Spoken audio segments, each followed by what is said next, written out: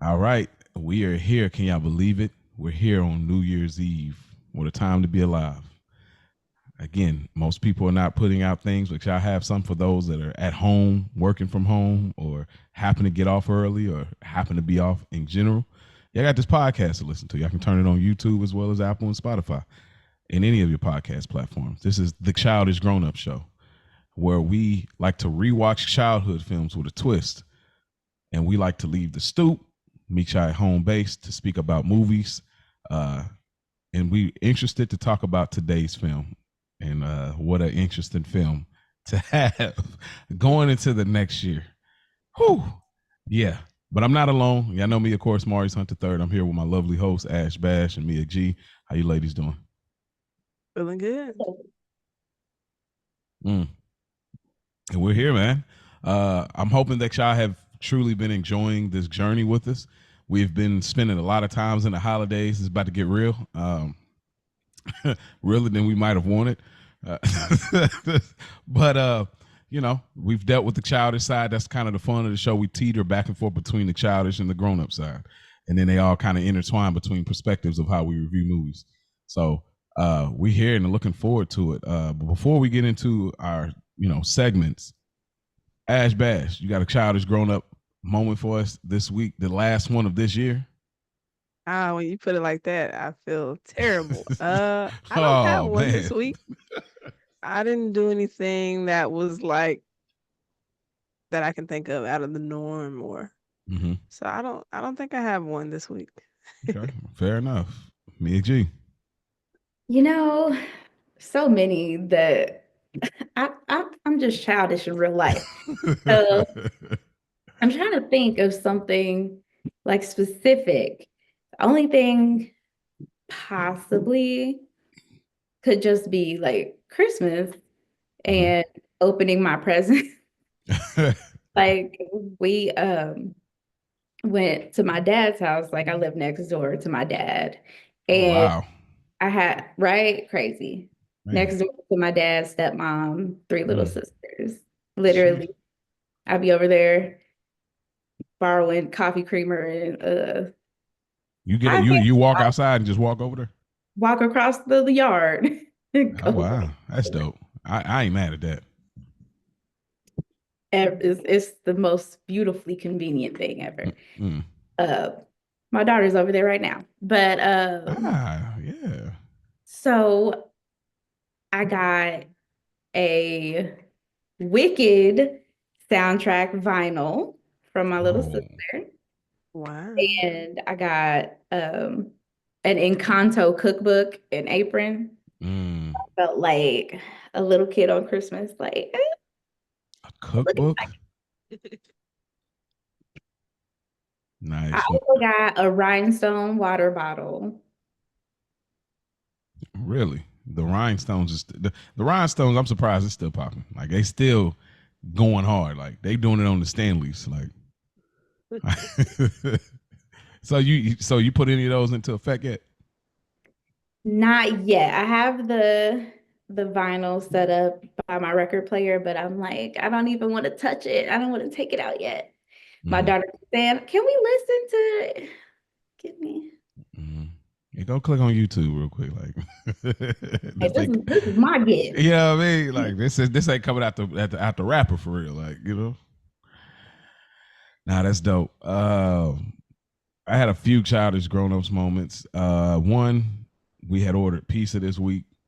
It's kind of minute, but it's still just sometimes stuff just kind of triggers me into a thought. But it's been a grip. Like we don't really drink soda like that at all. Pop, soda, whatever people call it. And so I was feeling nostalgic. I was like, hey, you know what? Let's get a 2 liter. Like, yeah, let's. You know what? Let me get. Let's get a Pepsi. You want to do it? So me and my daughter was like, yeah. She's like, okay, yeah, I want to do it. And wife was like, I don't really want. I was like, nah, come on, join with us. Like, we're gonna get a pop. Like, so, because it's like that was a thing. If we didn't get it from Pizza Hut, but like you order Pizza Hut, you're gonna get a 2 liter with it. Like that was huge back then. And so that was like one of them. And then another one is I kind of got back tapped into like my nostalgic video games, and you can play like old Nintendo and Sega games online. So I just got back into Contra, And if anybody knows Contra, like that is one of the funnest platform shooting games because they got like all those different style of bullets. And bruh, I would have been getting into it. I was playing that. I was playing the old Mario. I was playing all kind. It really scratched the itch I didn't know existed still. And it kind of made me really want to do it more. I just didn't happen to have that kind of time. But like, man, I was having so much fun doing that because I got it slowed down at work. I got everything done. I was like, man, I need something to do. And then I was like, let me go and see if this website still works. And I went to it and I was like, this is gold. I said, man, people lost a lot of quarters to this game because I was losing like a mug. Like they lost a lot of quarters at the arcade on this. So those are my childish grown-ups moments for this week as well as the last ones of this year. And it's that time. Ash, give it to us. Well, I did get a karaoke machine for Christmas. I could have said I mean, you know what I mean. I'm always singing. I hit some Rihanna on there, of course. I had to do that Unfaithful. That's my go-to. That Unfaithful is the one. I'm getting my single. Chris Brown with You. Got to throw that in there. Some Neo. So sick. But yeah, just to name a few. So definitely been getting into that bad. Hey, you got to get that Do You Neo off. Ooh, that's a good one. That's a good one, bro. That's slow, like you can. First stuff. I mean, all that. You know what I'm saying? Yeah, that's the one. Okay, I might do that tonight before I go to bed. I just might. But you guys didn't come here for that. You do see the mic is on if you are a YouTube watcher. It is time for the Flash with Ash. So I do have a couple fun facts. So we'll get into those first. Seeing as though our movie came out in 2006, I want to try to find some fun facts around that time. So these are the 5 most popular TV shows from 2006 to 2007. Coming in at number 5 was House. Number 4, Grey's Anatomy. Number 3, CSI. Number 2, Dancing with the Stars. And number 1, American Idol. How y'all feel about the top 5? You can tell this is still cable era. Like this is clearly cable because the minute like we get to like the 09, 2010 when Netflix started cooking, none of these are ever gonna like. This is still where they needed edgy television, and these are the ones like we're going there. I can't stand House. Like that guy played a good character because I cannot stand that dude at all. He's like up there with Christian Bale on Shaft. Like I'm sorry, I can't unsee you any other way. You are a douchebag, and I don't like you at all. Like so. I loved the show, and I loved his character. Like even though he was an ass, he was just so smart. So it was like he kind of like got a pass. See, but they didn't watch it. Go ahead, I'm my bad Ash. I tried to watch it because Omar, of course, I'm like, let me really tap in. This is a new bag for him. But I was struggling to get into it. But dude was a genius. So he was a butthole, but he was so smart and he was right a lot of the time. So it's kind of like. That's why, but that's fine. Like I'm not mad at, like I like those geniuses that can kind of be like, okay, you don't really like them, but he wasn't Iron Man.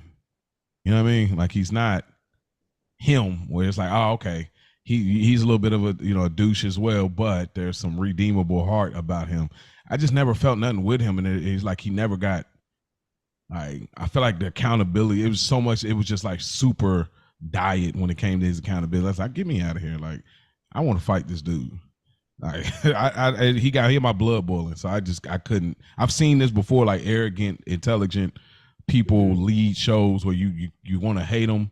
Like I mean, like we talk about House. Like I look like a Mike Ross. Like I mean, he ain't the most likable character, but there is a heart there. While he may have a photographic memory that could be Suits. Yeah, Suits. Sorry, that could be curtailed as genius because of how he can remember everything just like that. So, but yeah, I couldn't. I'm sure the show was good. It gets put in a lot of lists, but yeah, Okay, I'm gonna have to rewatch it. Huh? I'm gonna have to rewatch it. Yeah. She gonna spin the block. Okay. Hey, let me know. Like, let me know if you see it differently. Like, definitely. What would you say? Grey's Anatomy? Grey's coming. Now, I was a Grey's fan for the longest, so that definitely is deserving to be in that top 5 for sure. Love Grace. I stopped watching it somewhere along the line because Lord knows it's got like a trillion seasons, but Yes. that was my stuff. Mm. Hmm. American Okay. Idol and all that. Yeah, whatever. American Idol, we all watched that, of Mm, course. of course, It's yeah. when we got to the point we're just watching auditions, cracking up. Yeah, that was Now I it. don't We need didn't to care about. see. Yeah, we stopped. Yeah, Yeah, straight auditions. yeah. Um, Second fact: the number one song on the top 100 Billboard charts for the end of 2006 was "Bad Day" by Daniel Porter. You had a bad day. That's all I got. Okay, Let yeah. throw that on the next joint. I figured I was like, "Oh, this gonna be good," because bro gonna mix it up. But yeah, so those are the top facts Mm. that I got for you guys. Let's get into some trivia. Now, this is Family Matters. I'm gonna take it easy on you. I really had to finish the lyric, but I don't know if y'all really tapped in like that. Do y'all want to give that a shot? There's Yeah. no multiple choice. Let's be clear. Oh, Ooh-wee. But I have a backup. I was like, they. All right, make. How about you make that the bonus one? Like, Okay. yeah. All right. All right. So let's start with this then. Wild Thornberries. What was the name? What was the dad's name? Was it Nigel, Richard, Donald, or Darwin? Nigel. yeah, it's Nigel. That's correct. So confident. Okay. Come on. This That is was coming. the voice of the legendary Tim Curry. Mm. Okay. Shout out to Nice. Tim. All right. This is from Girlfriends. And don't make me look bad, y'all, okay? There she goes. See, she put the extra weight when she tells us, "Don't make me look bad." I'm like, "Uh On the show Girlfriends, what was the name of Joan's boyfriend that she thought she was pregnant by? Sean, Jamal, Marcus, or James?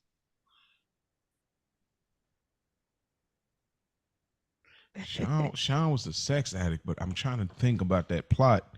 Did it get down to? Pregnant. Yeah, she was pregnant. I remember her thinking No, she but was. those other ones are real boyfriend names though, or they just names possibly. I can't tell you anything, sir. See, Jamal. Well, okay, James or James. Marcus? We're gonna probably make you look bad here. Just be Yeah. prepared. I guess I gotta go Sean because I can't confirm those other names as real names. So Okay. that's the best I got. Ooh, I don't know. I feel like I have to pick something else since we're guessing. Um, Mm, Jamal? that is incorrect. It was Marcus. Remember, Marcus. she was at the office and Maya was doing her itinerary. She's like, "You haven't had sex since Big Girly Hips, Marcus." Yeah, I remember. He had Oh, the. girly He's hips like, "I have Marcus. hips." I remember. Yep, it was Now Marcus. now I gotta see. Yeah, he was like, "Woo." He was hippie for sure. He was. Hippie is crazy. Um, all Dang, right, let me. back to Family Matters. So I'll give you the easy one, and then you let me know if y'all want to try the lyric. So, what was the name of the theme song for Family Matters? Rare condition, this day late.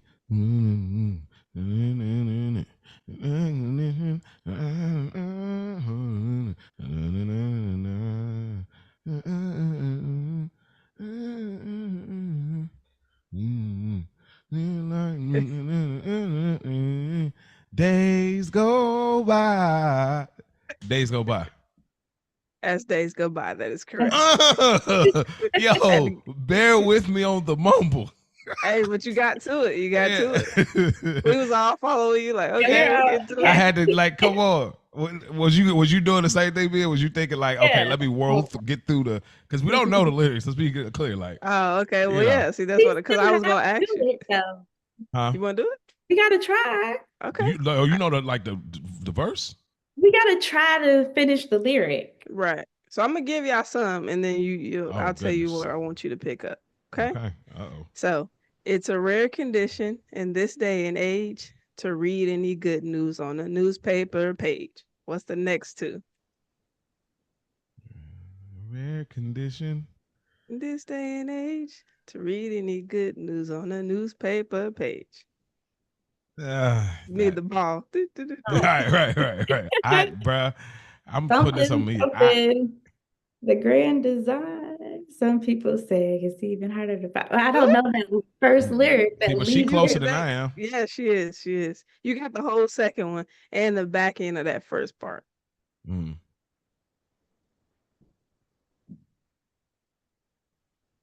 It must be somebody. Well, that's after. Oh, it. okay. I he, know. he said, it must be a magic clue inside these There must gentle be a walls. magic clue. Damn.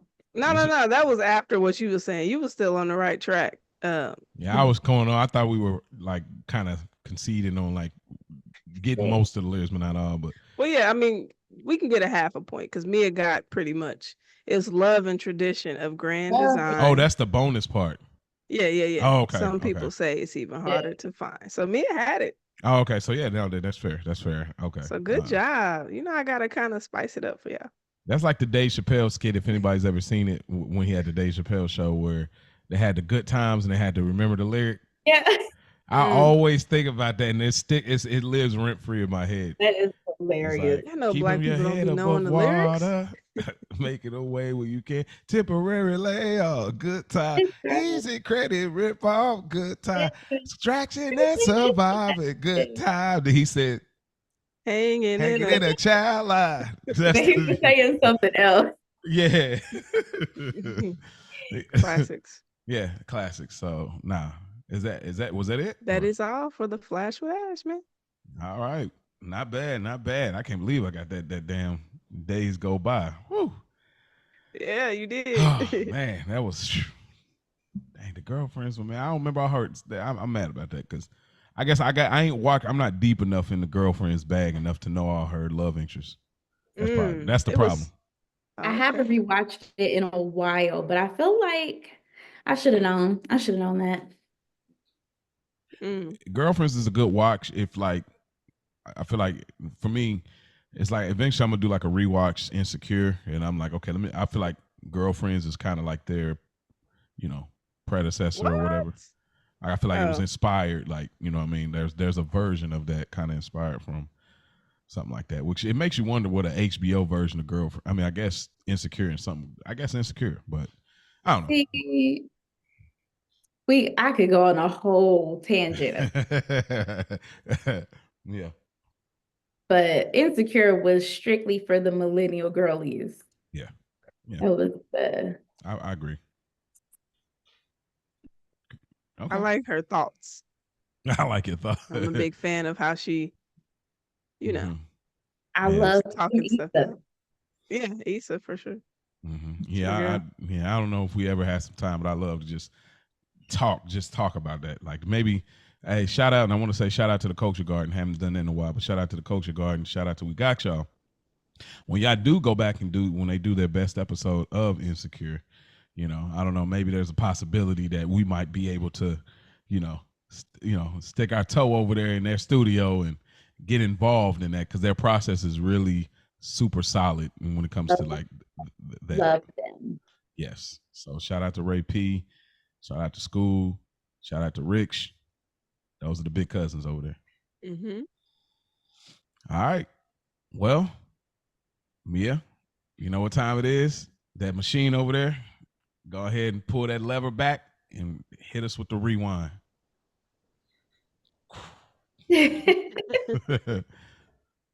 All right. In the spirit of New Year's Eve, we're going to be talking about 2006's Poseidon. Quick synopsis. On New Year's Eve, the luxury ocean liner Poseidon capsizes after being swamped by a rogue wave. The survivors are left to fight for their lives as they attempt to escape the sinking ship. For cast, we have Josh Lucas as Dylan Johns, B. Kurt Russell as Robert Ramsey, Jacinda Barrett as Maggie James, Richard Dreyfuss as Richard Nelson or just Nelson, Amy Rossum as Jennifer Ramsey, Mia Maestro as Elena Morales, Mike Vogel as Christian, Kevin Dillon as Lucky Larry, Freddie Rodriguez as Marco Valentine, or just Valentine, Jimmy Bennett as Connor James, Andre Brower as Captain Bradford, and a special appearance by Fergie as Gloria, the lounge singer. This movie was released May 12th, 2006. You know, not really the kind of movie that would have merch or toys. But, you know, it was actually well received. Okay. All right. Ash, taking us back. Do you remember this film? Like, you remember, like, as we do our little rewind here, do you remember seeing this back then? Or if you don't, what was the experience like in this real time? I don't think I was a kid when I seen this. I feel like I watched this maybe when I was older. I feel like I saw it on TV. This feels like a TV film. I don't think it was anything that I saw that was like DVD or somebody else had it. I feel like I saw it on TV. TV film in the sense that it's a movie that was in theaters that's playing on TV, or TV film like Lifetime TV film? Like Lifetime vibes. That's kind of what I was getting. That's all right. Go ahead. I'm not saying on Lifetime, but I'm saying CBS or ABC. You know, that's what I'm getting. I'm just keeping it a beat. Go ahead. I'm sorry. No, I'm sorry. I gotta keep it a buck. I'm sorry. That was my experience. But I've always been a fan of these type of movies. Like I love water movies, like 47 Meters Down, Free Willy, anything with water and just survival. I like those type of movies. Yeah, survival. I don't know because I could never be in that situation, but I love watching it. Like it's so intriguing to me to see people try to like fight for their lives in that way. So yeah, I love a good disaster movie. It's so crazy, ain't it? But yeah, I do. Okay. Mia, how do you remember it back then? I do. About that? Okay. Of course, I didn't see this in theaters. I know that I did see it like very like near when it first was like released out of the theaters. I'm pretty sure I saw it like on HBO or like a Showtime, something like that, one of those types of situations. Because I'm a huge fan of like Titanic. I love, like we were saying, survival movies. So I was really interested in seeing it when I saw like it was releasing, but I just know that I didn't see it in theaters. And this is a movie that I've rewatched like multiple times throughout the years. Not on like I'm gonna seek it out, but if I see it available, I'm always like, ooh, let me watch Poseidon. If I want to get my thrills real quick, I'm looking for, or if I'm like on a survival disaster movie little bender, I'll throw this on. Yeah, I dig that. Like a small dialogue, mostly action. You know, sometimes you just want to see them get to it. You know what I mean? Yeah. Like you don't care, but like I don't feel like all that. You know. So it's very funny. I have a very significant memory to this movie. So this movie came out in 06, and I believe, Ash, this was the era where, you know, we was burning DVDs. If y'all that are probably our age, I know about that era, burning DVDs. So I remember this coming out in theater. You know, we were supposed to watch this as a family movie, I believe, at some point. This was definitely like I might have brought up because I remember the trailer had me hooked. I wanted to see it, and by the time this was coming out, I was 16. You know what I mean? So it's like, okay, this is like right up that alley. We're starting to get into a little bit more of those type of movies, but we never did get to watch it. And so when I finally did get to watch it, my girlfriend at the time, I was at her house and her parents wasn't there. And the significant memory was I was supposed to lose my virginity that day, and I didn't because her cock blocking sister kept getting in the way. And I'll never, for the life of me, forget that, bro. I'll never forget it. Cause I was like, "Ooh," she was like, "You want to watch Poseidon?" I'm like, "Yeah, I want to watch Poseidon." However, I want to also do other things, you know. And her sister just kept popping in to the point we just had to watch the movie because it was just not going to happen. Like as a 16-year-old, it probably wasn't even in the time. It's probably like I was 17, probably the next year. But yeah, so that significant memory, man. That every time I see this movie to come on, I think about exactly living in Kentucky, who was there, and how it all like didn't happen. So I don't think you ever told me that, dude. Oh yeah, I guess I didn't. Yeah, that was one of the biggest pump fakes for sure. Like I was like, it was there, it was set up, it was planned at the lockers, didn't happen. You know what I mean? I don't even remember how I got there. Like that's the crazy part. Got dropped off, but I don't remember outside of that. That is a fond memory you will never forget. Yeah, in the 2000s, you know what I mean? Like no Ubers, no, wasn't really hopping on the buses like that. You just had to, get a ride, drop off, come pick me up at this time, So yeah, but so it's fun. I didn't pick this movie for that reason, but but I remember watching it then and remember how intense it seemed then, but at that time I just wasn't focused in, and then it didn't have quite the same weight as it did this time around. And so this time around, that's what I want to kind of ask about, like as we get into like our overall discussion. Mia, this time around for you, was anything different? Like watching it, did anything resonate a little bit differently on this watch, or it felt the same? Like, okay, this is an entertaining survival film. I rock with it, or it felt different? Actually, a few things resonated with me this time. Okay. Because, most of the time when I've watched this film, it's very unintentionally. Like, I'm not, like, focused in on it. Like, I've watched it and focused, but I'm not, like, thinking too much about it. This time, especially on my second watch, I was like, oh, okay. Mm-hmm. A few things stood out, like the relationship between Robert and Jennifer, the father and daughter. That was a big one for me. And then also the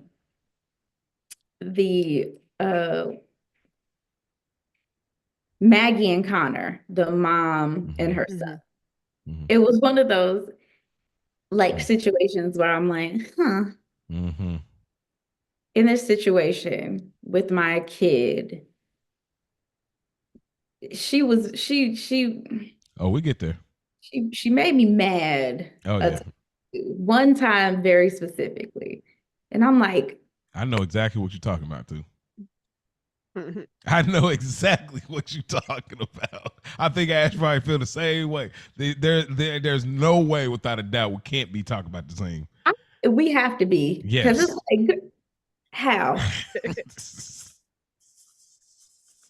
Yes. What about you, Ash? Watching it this time, you said, like I said, you kind of look at it as like more of a TV film, but this time watching around, did it feel different to you? I mean, not just a TV film aspect, I guess, but the feeling of it or anything that kind of felt different watching it now? I mean, all these films feel different with us rewatching it with a twist, of course. Well, it felt like a fresh movie to me because, like I said, I don't have a lot of reminiscent of me watching it a lot, so it felt like a new movie for me. Of course, being a parent now, that definitely resonates heavy with Maggie and Connor. So I would say that aspect of it is something that was pulling at me for sure. Now that I am in that position, but it was a cool movie. Like I enjoyed it again. It got straight to it. I didn't realize how fast things were getting going. I will say that I don't remember that on the first watch. So I'm like, wow, it's you get a little bit of time. It's about 15 minutes. It's about 15 minutes. Yeah. So quick turnaround on the disaster. So yeah. Have either of you ever been on a cruise? I have not. I have not. No. Me neither. No, you that's haven't? on my list though. I'm surprised. That's something you want to do though? Not after this. No. Don't worry. I got a question for that. Okay. I got a question for that. For me, definitely resonates different. There's a specific scene, obviously, much later in the film that it hits so different, and I know that it'll all resonate for all of us. Just being a parent and also being a child, just there's a scene that resonates so different. A lot of things just resonate different. I mean, human life it resonated so different to me. It's like how quickly things change. It's like, bro, you're doing a you know, nigga, we didn't put our timeshare. We didn't paid it up, and we're here now on New Year's. We're gonna be on a cruise. There's no way in the world you expect this is gonna happen. You know, so it's so much that when you put the reality of, sure, the film has got its extremities, but when you get past that element of it, it definitely, there's some moments that it's like, wow, you know, this could happen, you know, maybe in some fashion. When I look at films, these films that we look at, I'm not looking at it like literally, I'm looking at it kind of metaphorically, where it's almost like it may not happen to this degree, but there's a version of this that exists. You know what I mean? And that's the way I always watch the films. Like, people are like, oh man, this is fake. This will never happen. This, no. But there's a version of how things could go that could resonate, you know, just like how I did in this film. So I want to ask y'all, first thing, did y'all compare this at all to Titanic? Naturally. You kind of have to. Now, there is no comparing. Like, let's be clear. We're not even going to do that. James Cameron, we're not going to do that. But, you know, sinking ship, you kind of have to, like, there are little comparisons that you're going to make. But, yeah, it was good for what it was. Okay. Titanic is. I gotta watch Titanic again, but I don't know if I ever will though. It's too long. Was it 3 hours? Yeah, it's just too long. Gotta be, like, if we were to ever do that, because it is a nostalgic film, but it has to be like a 2-part or like a special edition, because that is a long. That's a Patreon, damn near. Yeah. Right, you're gonna have to pay for to get behind that. Yeah, we need $5 on that. Yeah, $5 on that joint, because man, listen, that's brutal. Start early and like set up. The kids gonna have to be spending the night somewhere. Let's just put it that way. You don't worry about, because mommy's over here, daddy over here. We out of commission right now. Like, that movie is.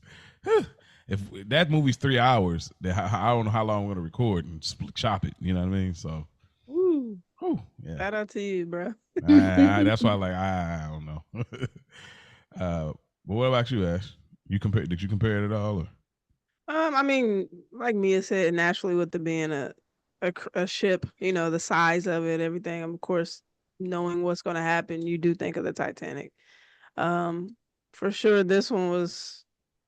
I mean, they both were terrible as far as, you know, people losing their lives and the disasterness of it. But this one was. This one was a little different. Like, I want to say worse, low key. Like.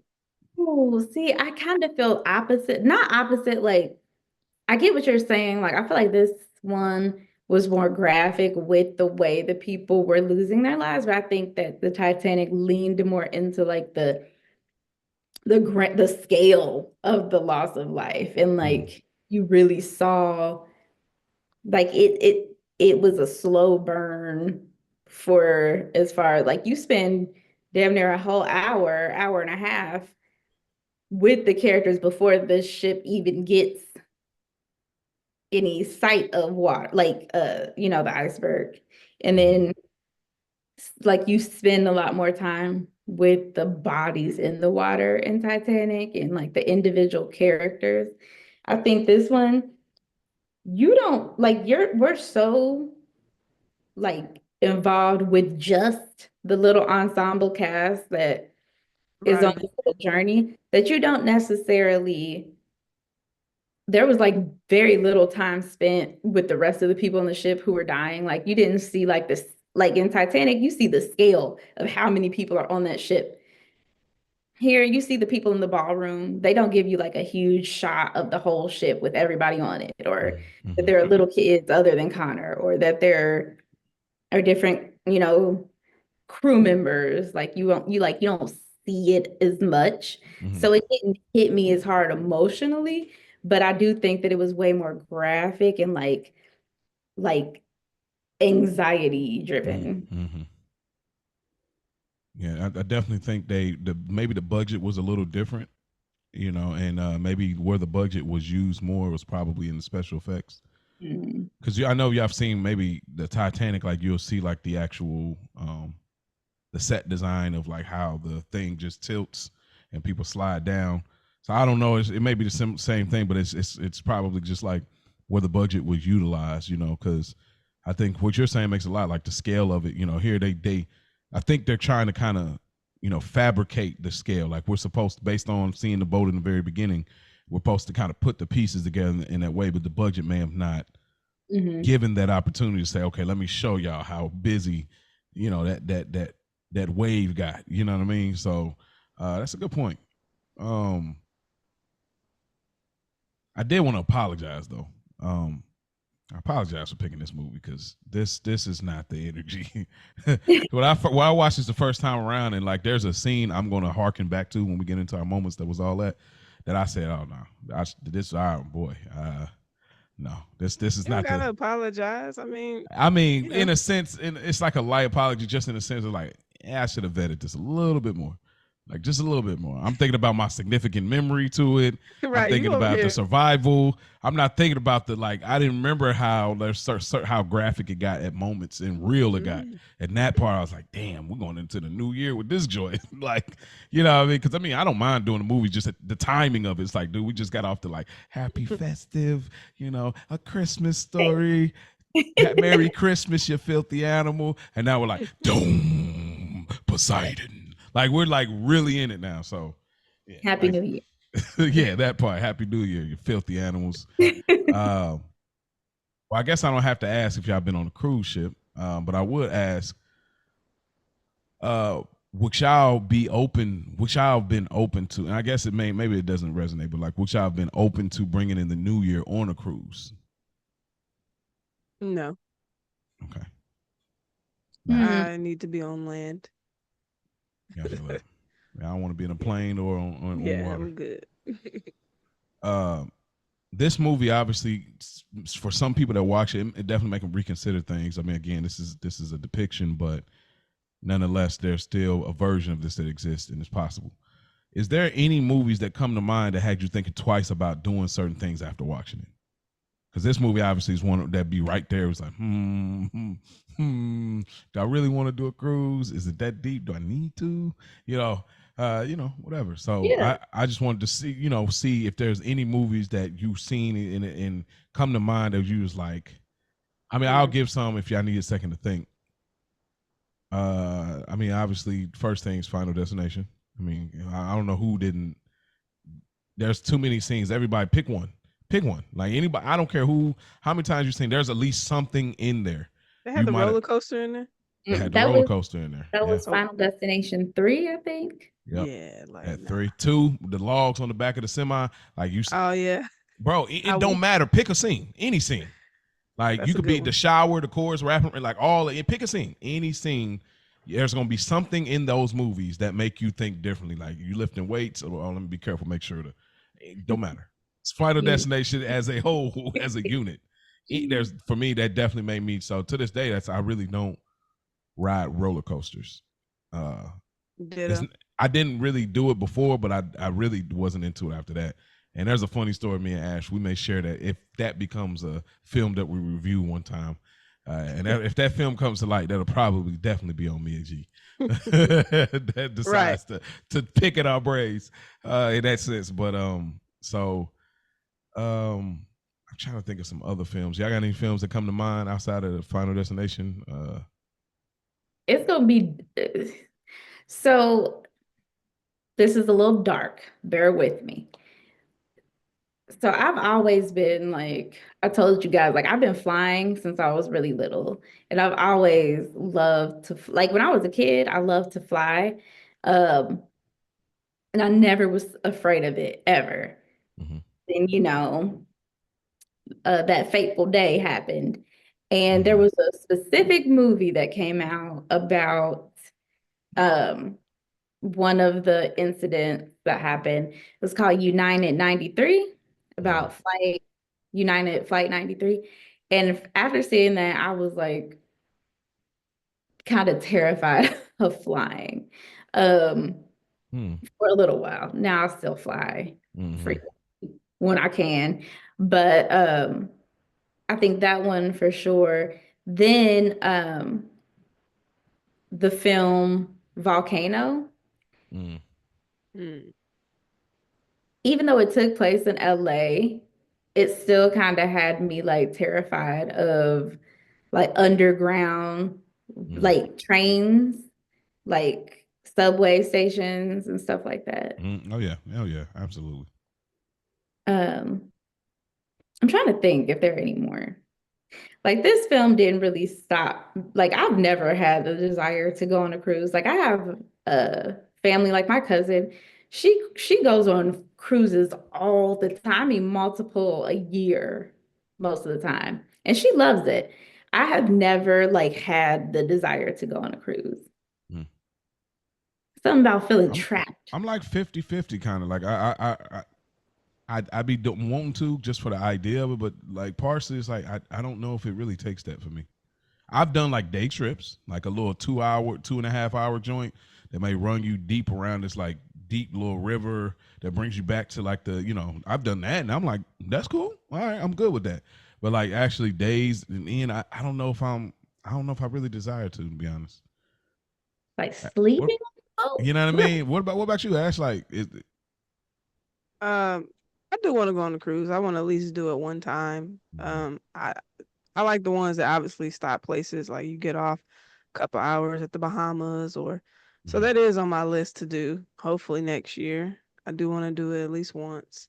mhm, Um, as far as movies go, probably yeah, Final Destination with the roller coaster and the semi with the logs. Like you won't catch me riding behind mhm, semis with anything with strapped around with ropes. mhm. I'm switching lanes. Joyride is similar, Mhm, Joyride with the semis, just mhm. the headlights, if you're All driving at that. night. I'm like, oh, hold on. Yeah. Candy cane is The kid, that behind me. I candy gotta get up out of cane. here. Candy. Candy cane. Hey, that's a good one, man. I forgot about that. That's Yeah, good. he was bonkers. Yo, that's good. Shout out Maybe, to School's Guilty Pleasures. We did an Shout out. episode. Yeah, I did. I listened to that. That was good. Gotta go check that out on Culture Garden feed. yeah. And maybe Jurassic Park too. Like, Okay. I don't know, anything with animals that are like just free and roaming and like, you know, hmm that's a thing for me too. So I'm not hmm really an animal person anyway, but just seeing those type of movies, even with King Kong and like, you know, hmm I I couldn't think there's. fathom. I bring that up because I think there's something that will resonate with Dylan, kind of the Dylan character, and what you're saying, and what I think we all think. So but that's kind of my as far as what I have for overall discussion before we get into the moments. Anything y'all wanted to bring to the overall discussion part of it before we get into the moments? Ash, you're giving me so many good ideas for my next film. Am I? Yeah. Oh. That's funny you mentioned some of those films because one of those is Mm, definitely in the vault. So yeah. okay, okay. Okay. Well, I guess speak now, forever hold your peace. So we're gonna throw the ball in your court first, Ash. So moments that was all that. First moment I got the intro, just coming in, showing the cruise and how big it is and what they're calling Poseidon. Obviously, we see Dylan doing his jog around the ship, so clearly he's already familiar. Mm-hmm. He's familiar with Poseidon, kind of knows his way around. Um, so just that intro, just I love the shot of the cruise ship. Mm-hmm. Um, the aesthetics of it, you see it from the top. They kind of just tear it around with the camera, and then Dylan getting his jog on, and so I have that intro. Leading into Jennifer and her boyfriend, but I don't know if you want me to just keep going into that or Do you have any of that part before we keep going? Yeah. So I had just I had getting introduced to all of the characters, just getting a little glimpse, but specifically the first one I had after like because all of this is within the same kind of like scene, Mm-hmm. but the first of that is yeah, Jennifer and her dad, Robert. Like seeing that was like my first stop. Mm-hmm. So I know okay. Ash, you had that on yours first. Mm-hmm. Yeah, I can elaborate a little bit. I'm a little further down to like where the card game comes into it. Bro, So. Leave it to bro. He be down to it. I try not to like. I Nah, I really feel try you. to lock in like on certain things because I feel like Mhm. there's going to be a interweaving of Yeah, conversation that yeah. brings in pieces that are not mentioned. So, yeah, Got you, got you. but yeah, I like your thought process. Yeah. So Jennifer and her boyfriend. I don't remember his name. I couldn't catch it. Is it Chris? Chris. Okay, yeah. So Jennifer and Chris chopping it up, and he's asking her like, "Hey, when are you gonna tell your pops about the engagement?" You know, they're just literally chilling, talking. Mm-hmm. And then of course Robert pops in. They kind of do this little straighten up. You would have thought they were like in grade Bruh, school. You know, like, oh, bro. I'm about to get caught doing something. Like we're fully grown. Like chill out. So he's coming in and Emmy, I mean not Emmy, that's her real name, isn't it? Yeah.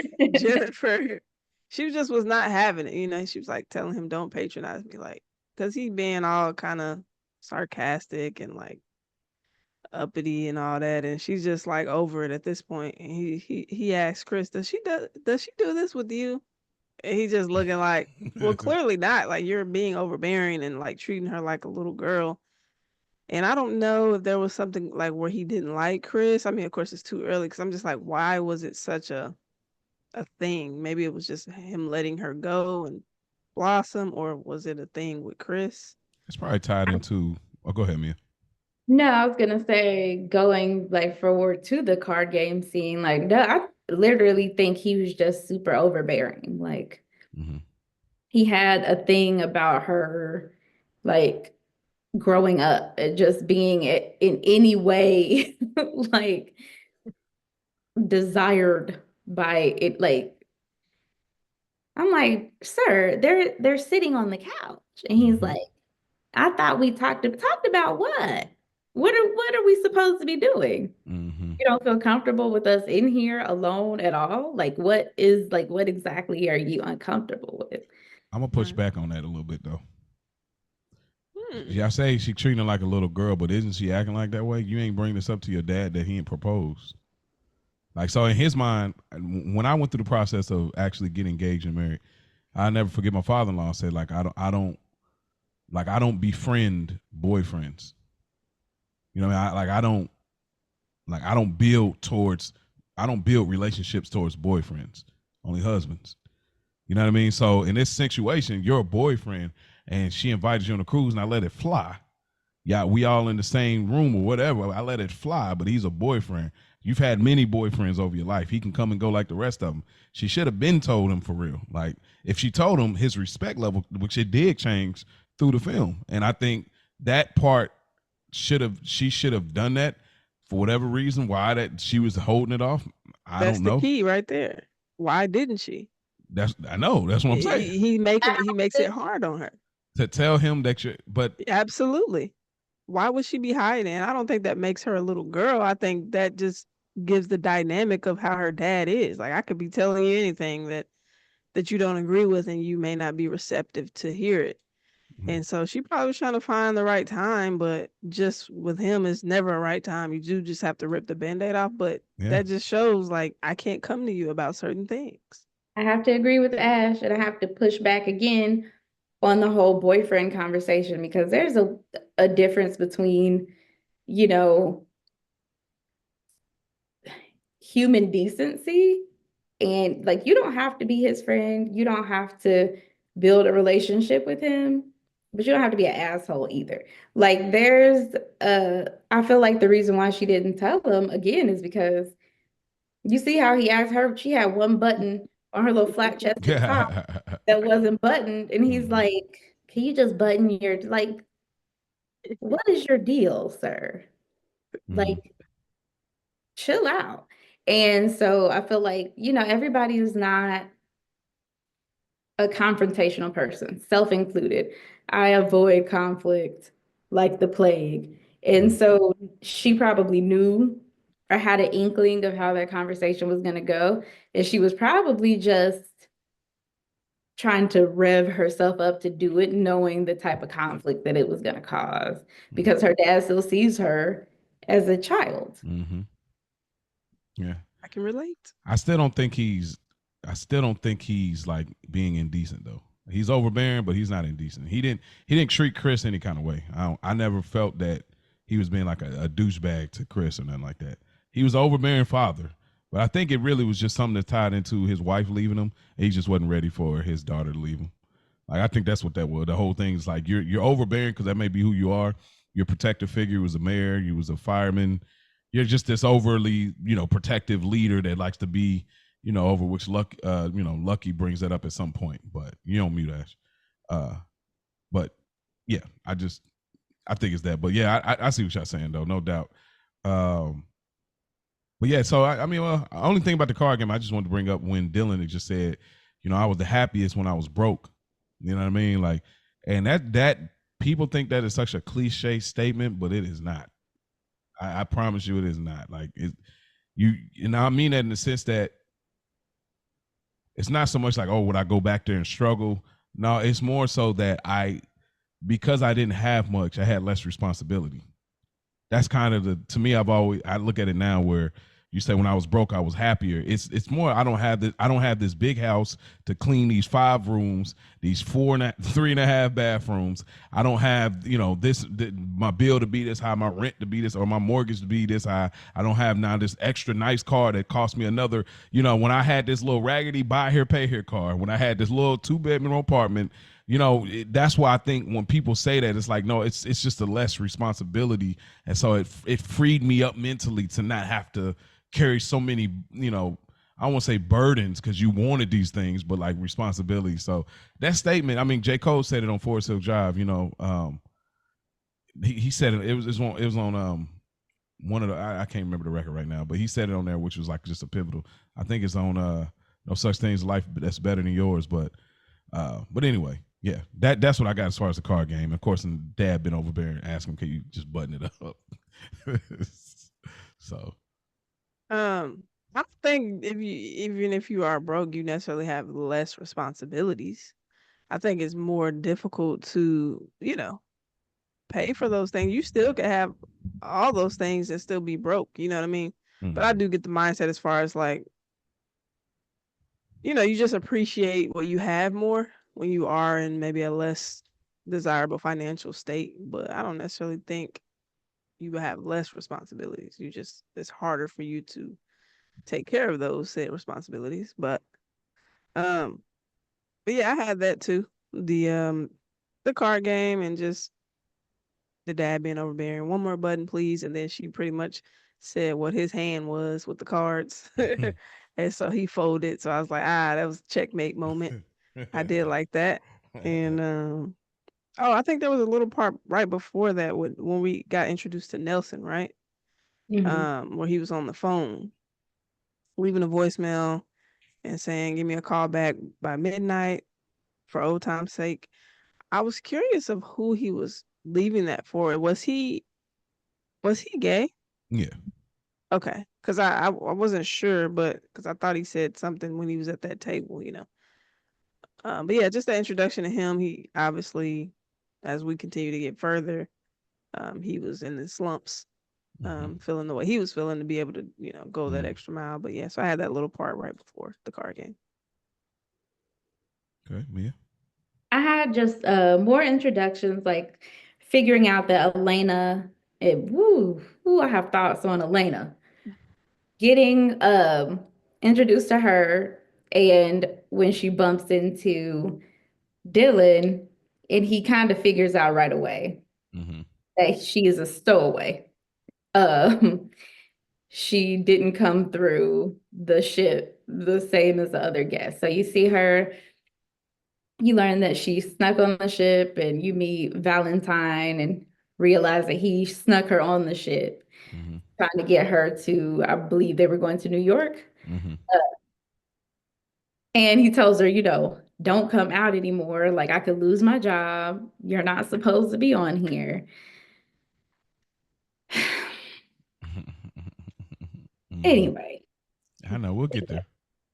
her, and then getting introduced to Maggie and Connor again through Dylan, bumping into Connor, and he drops his chips and he drops his game. And then Maggie comes over and he's like, I wasn't paying attention. And then, they have their whole little really cutesy meet cute conversation that I loved. where he was, kind of flirting. Like, oh, Mhm. is your husband? What husband? You don't see no ring. Mm-hmm. I'm trying to be I'm trying to be funny. You like it, but you like it though. You like it. You know what I mean? Like, why you busting his balls? You like it a little bit. Come on. So, nah, but go ahead. My bad. No, but yeah, I just really love that scene because you can see everything that we learn about Dylan in just like the first couple of scenes when you're getting introduced to him, the people at the card game, anybody that he interacts with is that he's very observant. Mm-hmm. Mhm. He's peeping everybody and he's peeping his surroundings. And I love these types of movies. There's always somebody like that Mm-hmm. who you know is going to be like pivotal to everybody else's survival. Yeah. Mhm. Um, you probably have some. Yeah, I kind of got like pretty much. I'm a little further down, so I'm like, it's kind of like when it's about to pop off. Like, you know what I Yeah. mean? Well, So yeah, that's about right. okay, well then if that's the case, so I got the captain notices that Mother Nature is about to have her way, and how ridiculous this wave is. Like just seeing it, and then Nelson was about to end it all and decides not to after seeing that wave, and how quickly things progressed here. It felt so realistic, like the way the special effects of how when they got the close up on that side view of how the wave hits the like it. I was like, ah man, because like, bro, I don't know how many people almost drowned before. Well, I'll speak to that later. Yeah. Okay, so I'll speak to. There's a specific scene I'll get to talk about that. So I'm gonna let it marinate. This ain't the scene at this point, but yeah, just that part right there. How quickly, like, oh no, they hear him try to get in there, try to get that boat whipped around, and it's a no go. And then it's like they hit the alarm and hit the joint. Everybody in the lobby, and they say like, "Yo, look, this is not a test. Like, it's on." And yeah, that captain, I can't wait to get on his. This movie almost made me introduce a new segment. Y'all know how we got characters we identify with and relate to the most. I almost said, "Yo, I can't stand you." So sad, like a We character. need to introduce that segment for You need real. something like I don't know how to word it, I phrase it, but like I Character. yeah, like you get the Jafar Award or something like because man, listen, Like, you really thought she was still in charge? Like, yeah, yeah. stop. I also have a little like Mm. I have something I'll say later when we get like when we have more talk about Captain Bradford, Mm-hmm. Mm-hmm. a Rest in little peace something. to But yeah, like hmm, Mm. So hmm. where y'all at then, and in y'all moments that was all that? Because it's just like that, and then going into like for me, just the conversation between uh, the dad and Captain Bradford or whatever. So that's it between them two, kind of tying it up. But I'll speak more to that. Ash, you said you had that as well when it hit the fan. Yeah, I had a Nelson where he ordered that expensive wine and then pretty much said whatever happened with his partner. It sounded like he played him or something. Mm-hmm. And like you said, he's about to go end it, and then he sees the wave, and he's like, "Oh," he changed his mind. I said, "That's crazy how he That was is. already finna off himself, and then he changed his mind when he see this." So that was crazy to me. But yeah, so I have that, and then getting straight into the action. Where you at, Mia? The captain giving that speech talking about Okay. um it's rare, it's a rod wave. What is it? Oh A rub, wait, yeah, road Road wave. wave. Yeah. It's rare, and he talking about they're a couple hours away from rescue, and he trying to still like control the ship, but it's too late. Um, It's a tough thing to be in his position yeah, though, it is. because It is. when you're in scary positions, where it's out of your hands, you are looking to somebody to give you some kind of hope and some kind of solace and comfort. And Hmm. even if it may be a lie, you listen. It's like, okay, somebody, they're on the way. We're only at tops. We're at 2 hours. Well, okay, cool. Because he said it. We're okay. You know what I mean? But you know, yeah. I just that part I will shoot some bail there. I just thought about that's a tough position to be in too, and yeah. But I anyway, go wasn't ahead. tripping about that part with him like doing his intro. It Mm-hmm. was that secondary, Yeah, like yeah, hold on, brother. What are we talking about? This is every man and woman for themselves at this point. yeah. Watch. Um, but I don't want to step over on Mia because I do have where Dylan is about to go up and then Maggie pops up. But I don't want to if Okay, so Mia yeah, has that's something kind of we're prior. kind of in that Yeah. same swing. So where you at with it, me and G? So I had that in my notes that were immediately thrown into chaos, like the but I wanted to actually talk about, I feel like there were a couple of little homage moments to Titanic, like with the crew of the ship and how they noticed the wave and like they're trying to turn because it was kind of the same thing in Titanic. And it's like they're turning the propellers from port to starboard, trying to get the ship to turn really quick. And then how they had the scene after the wave hit of the crew members who were like in that, control room, kind of just floating. Mm-mm-mm. And it was very reminiscent of like of a scene from Titanic as well. But yeah, so that you see all of that craziness happen, and then little Connor is stuck up on the piano, and then you get a sense for Robert in his previous line of work as a fireman, and he's also going to be pivotal thinking on his feet, like, oh, okay, jump into this, and you see how all the major players are gonna do their thing. So moving forward to Dylan, when he makes his decision, like, yeah, I'm not staying down here. Mhm. It would be ridiculous to stay down here. Um, I'm going up to the bottom of the ship Yeah, right. I'm going up to the bottom. and I'm gonna get out of here.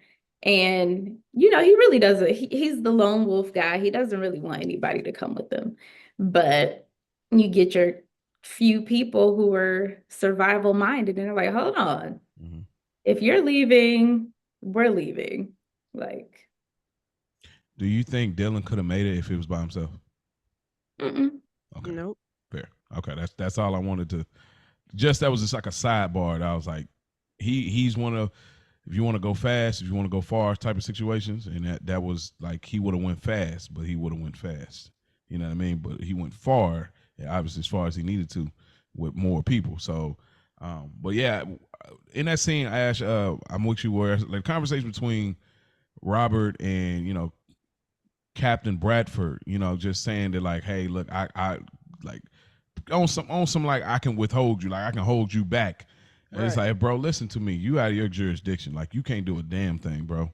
Like I'm getting to my daughter. Like I don't care what you're saying, uh but yeah, like and then of course I got where Mia is, where it's like they make that decision to say, hey, we're going with him. And of course he want to do on his own, but it's like the reality of the situation is you really can't do it on your own, and we're gonna see immediately why he can't do it on his own. So uh that's what I have as far as moment that was all that little interaction Mhm. between them two. What about you, Ash? And you got to look at it like the alternative is they're going to die. You know what I mean? It's like, yeah, you're going up, but what are you trying to do as far as you can't help everybody by you just going up, getting out of there. I mean, you can get some help maybe if you were to be able to get out of there, which obviously he couldn't, but like these people are going to die. But what I had in here was why was Maggie talking so loud? Like when Dylan was about to go up there and Connor's like, hey, mom, he said we can go up to the top and she was like, tell him it's not true. You think you can keep us safe? I mean, you think you can get us off this boat safely? Like she was so loud. So I literally had to write that in my notes. Bro, why are you so loud? Now Nelson's coming over here. Now you got Robert. You know what I'm saying? Again, it's cool. Shut We getting up. the crew. Right, bro. Why are you so loud? Could you imagine everybody trying to go through He go through thinks he the can get us off this boat, bro. Chill. I think y'all can everybody be trying to go through them vents. You know how many people just got suffocated in there? Like shut up. Like she's the worst. I'm sorry. How's So your yeah, son is on that the piano. I'm sorry. I was gonna let him marinate, but I can't. I gotta cook her ass. I'm sorry. Why are you letting your son go any kind of where on a cruise. Like, what are we doing? I don't care if we're on a boat. Anything can still happen to your child. Like, you don't think, because we're on a boat and there's no way. Man, you know how big this boat is? Come on now. This is the easiest way for somebody to do something Easiest to way to your do baby something. and throw his little ass overboard. And be like, And I haven't seen him. Let me help you find him. Like, What Mia say with the Christmas story, you right here. Like, there's no way you're not getting, like, I got you by the coat. Yeah. Let's go. Yeah, ain't no Like, yeah, she almost was like the worst character. That may be like the thing. Like, that might be the segment, like the worst ooh, that's character. a good one. So we'll consider, but there's somebody that's worse. But which, yeah. But anyway, so I guess we're starting to get into it. So I'd imagine everybody has the elevator scene. Mm-hmm. Yep. All right, Mia, I'm gonna throw the ball at your court first. Okay, so I had the elevator shaft scene. Ooh, you're in the thick of it now. Yes. And it is very clear now that we really have to we have to escape. Like, there's no staircase to the top of this or the bottom of the ship. Yeah. We have to make our way there. And they're trying to get from one side of the elevator shaft to the other side. And it's a race against time, but they don't really know yet. Mm-hmm. And this scene where we lose Valentine is so heartbreaking because you see the fear in his eyes. Man. And how, they just introduced themselves to each other. It's like, my name is Valentine. Oh, I love that name, and, you go first. Mm-hmm. I'll help you up. And then their little makeshift bridge falls. And Nelson is trying to hold on to Dylan, and Valentine is trying to hold on to Nelson's foot.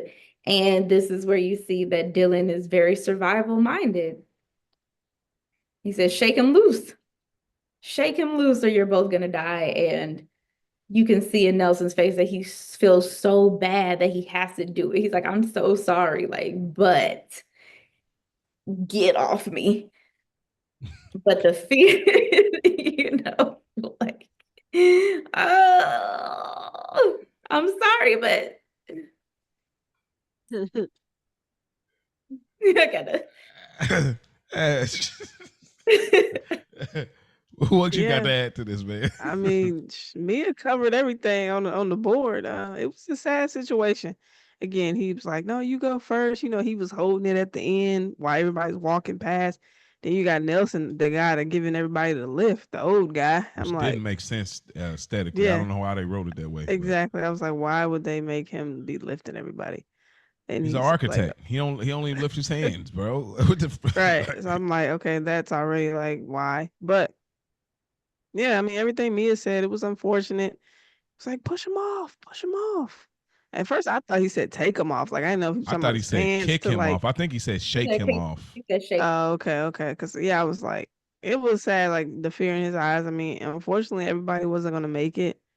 And even Robert's up there trying to tie something around Dylan's foot to try to give more pull, but it wasn't going to work. It's too much weight. So, unfortunately, Valentine had to go. But yeah, man. But that was just a glimpse of, okay, we got to try to work together the best we can and try to get to the bottom of the ship. That was when I knew I was going to usher an apology on the episode. Like that was the moment I said, oh.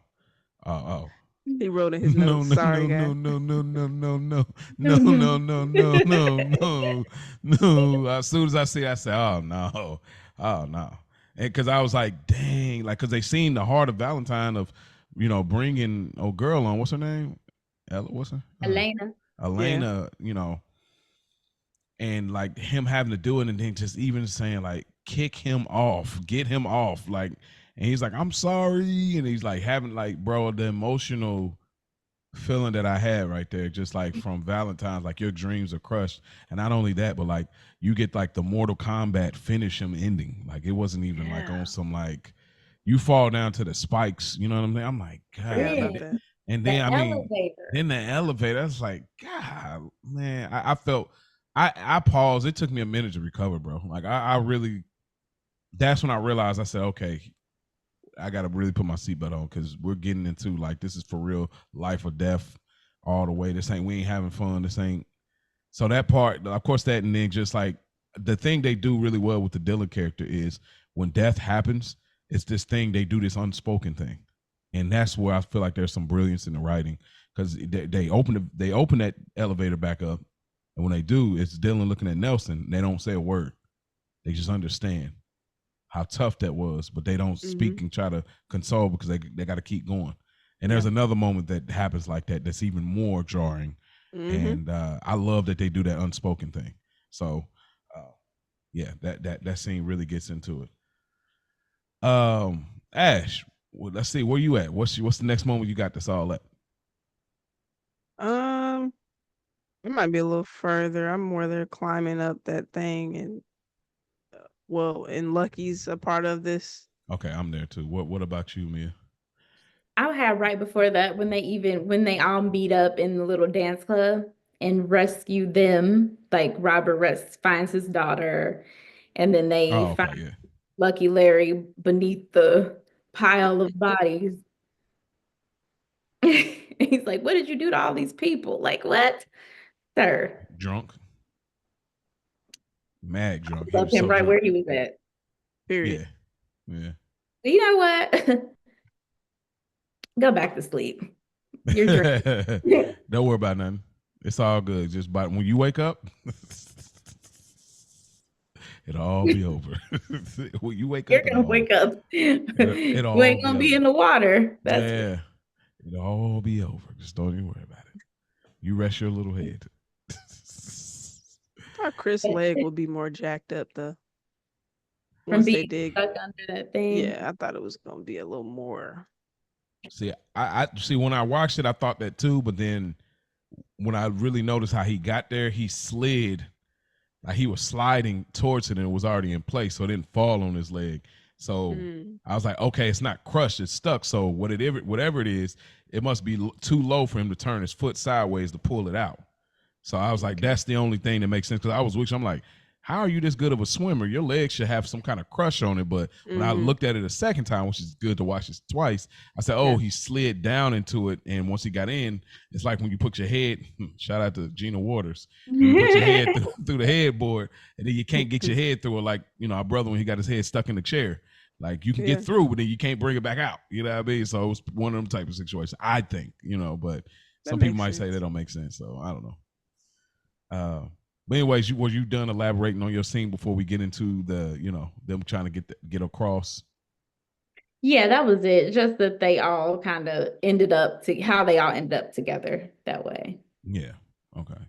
So go ahead and ask about that scene about them trying to get Yeah, they're across. trying to now they're all back together again, including Lucky. They're trying to climb across to get to the other side. He's being an ass, taking shots at Robert. Oh, you were the mayor and you couldn't keep your wife. I mean, he's talking crazy. And Robert, he ready to throw hands. And of course, Jennifer, she's like, Dad, just let it go. And they're like, you know what? And he was trying to go in front of Jennifer, like, for ladies first, no type of courtesy there. And they're like, you know what? You got it, buddy. Go ahead. And he got the flask king over here getting drunk. Bruh. And Dylan, like, yo, you might want to slow down on that. Mm-hmm. And so yeah, he starts to climb across and he hear them shots. He's like, who's shooting at us? Hear that noise. Oh, Bye bye. lucky Larry. Right, Lucky not so Larry's lucky. not so lucky. Right, so he got up out of there. And oh my goodness, Dylan, Dylan. Mm-hmm. This guy here, the champion of champions. My thing with him is there's no hesitation. Like we got to get to the other side. And then, of course, I'm sorry, that part where Jennifer and her dad are talking, having a little moment. He's like, hate to break up the family therapy. And, but we got to get to the other side.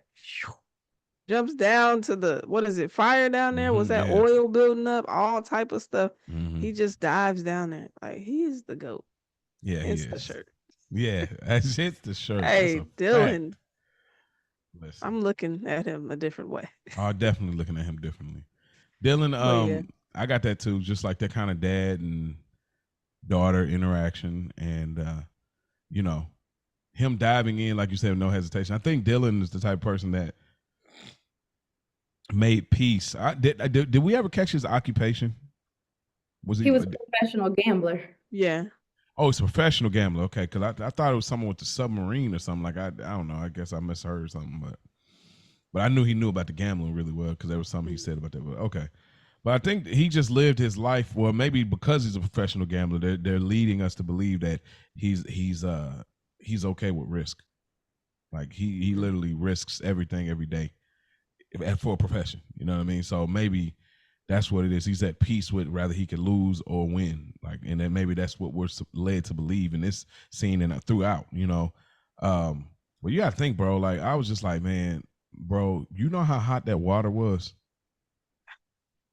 bro. You Absolutely. ever take a shower so hot you start itching? Bruh, that's the like the my first water thing I hot. thought when you start be like, ooh, dang, that water hot, boy. That's hot. Like, you know, like, hey, turn it down. Like, that's how hot, probably even hotter than that, but that's obviously your skin's kind of boiling. But like, man, I was like, golly, that water had to be hot, boy. You know, getting down there. But yeah, he does that, and eventually they find their way over. And I'd imagine I'll just lean into the next scene. 'Cause do y'all have that kind of in it where the realization kicks in? Is that your next scene for the rest of those that are still in the lobby or whatever? Okay. Mm-hmm. You have that too, Ash? Mm-hmm. Okay, I'll throw the ball in your court, Mia. I don't have it, but I knew that it would come up. So, Mia, I'll throw the ball in your court for that because it kind of ties into like the aftermath, why they make it across. So, yeah. So I'm like, what did you think was going to happen? You see the water at the windows. These windows were not meant to be underwater. How long did you think these windows were going to sustain the pressure of being underwater like that?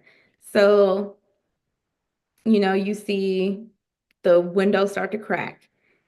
The people start panicking. They're trying to open another door, but that's already underwater. And, Fergie or Gloria and her slow walk over, like, it's over. It's over for us.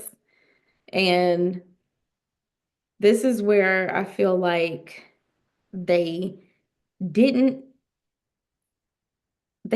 spend a lot of time with those people, because most of what you see is that the water coming in the windows and everybody kind of getting swept away, and it cuts back to our main ensemble and they're just hearing the scream. So it's kind of implied that, like, oh shit, everybody's dying. Mm-hmm. The ballroom is officially flooded, and we're probably the only people on this ship that have survived so far. Yeah. Ash? Yeah, just a slow crack on the window, like that alone was giving me anxiety, like the slow crack, knowing that it's going to fully be, it's over with. And yeah, the slow walk, Gloria over, even the captain, he just had that look on his face, gave her hug, and then they got wiped out. So it's like, dang, what were they supposed to do in this moment? You're saying you're hours out from being rescued, and then it's just like, what are y'all down there doing? Like, you sealed the doors, but it's just like, what do you do? That's a terrible way to die. Yeah. I have a thing with water anyway, so it's just like a later scene really brings once we get a little further, I'll kind of elaborate on my water thoughts. There's a few scenes where I'm like, oh, it's a few. Yeah, it's a few. Shout out to Dylan, boy. Hey, listen to me, boy. Now shout out to Robert, boy. Shout That's out to why Brooklyn for Hey, real. ooh, both of that's why them, yeah. Captain Bradford was the sole lone black person on this whole ship. Hey, we'll get there. Ah, He man, was rest in the peace though, because I know only he one. passed away. Yeah, yeah. And Yeah, he's really good on Brooklyn Nine-Nine as well. yeah, he was. But for me, just that ain't my scene, but I did want to speak to it. It's just, bro, it's a scary thing. Like this movie, like why this movie is so scary to me. Because this movie is scary to me, like Mhm. watching it. Because it's there's these realizations, like that realization on that it's over. Like that is a scary thing when you see movies with planes, like they're going down. It's like, okay, God help us all, and they know it's going down, and they're like, oh, Because it's not working. Like at some point, the realization of it is, this is over. It's Hmm. done. I'm out. I'm going to be out of here. I don't know what's going to feel like, what's going to happen. I'm done. So that realization, when them two hug each other, Gloria and Captain Bradford, it's like we're going to die. So there's nothing else to do here. So this is all that I can do right now is just hug somebody because we're going to die together. You know what I mean? And you can just imagine like the feeling of Gloria. It's like, bro, I do this all the time. Like, I don't know if she's the in-house, like the Vegas resident for this mhm, ship, or she just travels, or this was a part of her tour. But could you imagine, bro? This is my job as a musician. I came here to do a gig for New Year's Eve, and after this, I got my whole schedule laid out for 2007. I'm going to do this place. I'm going to Georgia. Then I'm going to go to. And it's like this it, bro. That hit me crazy. I like, bro. That it's just I don't know. I sometimes I watch these movies and take the movie magic out of it and just look at it from like if it was really happening. Like this is a human being experience. So that crack windows, all that, bro. It's like, oh man, like so. Um, but yeah, man. And then it's just like all those bodies too.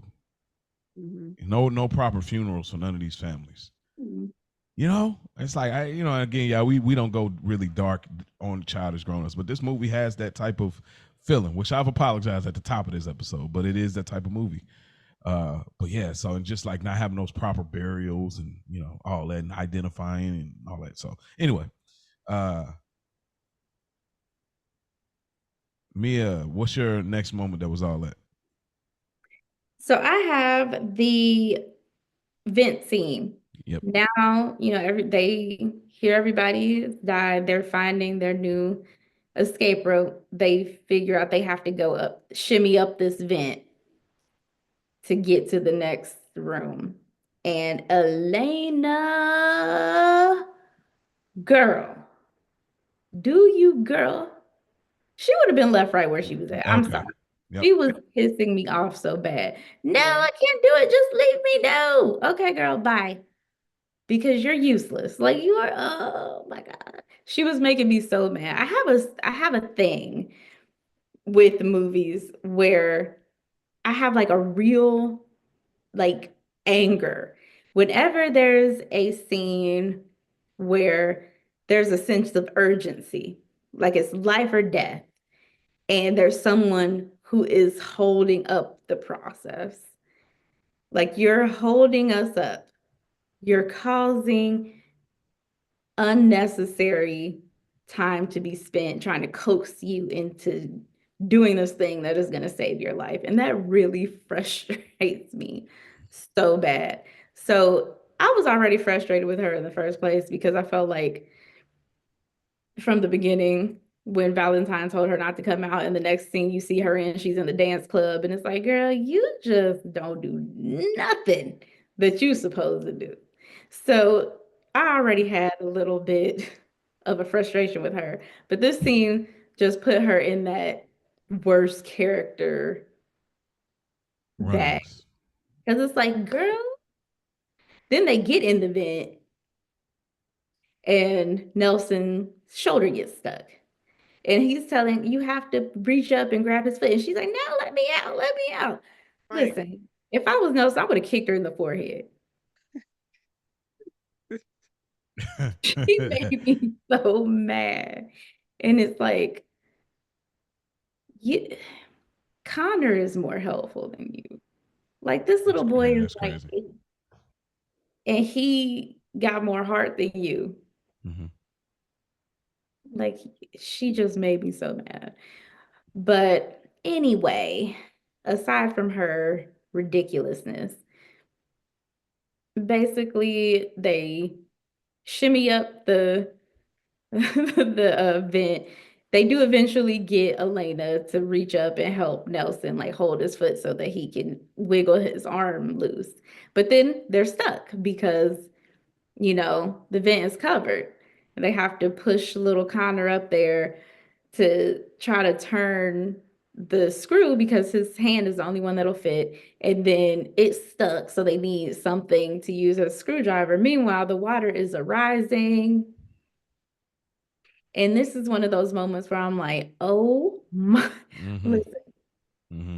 imagine being in this situation. Imagine if they never would have had the ring to turn as a screwdriver and you're all just stuck in this vent Yeah, that's and it. water is rising. That's worse than the ballroom. It's like that is like one, it's just so terrifying. Like I wouldn't consider myself claustrophobic. I might have a little tinge of claustrophobia.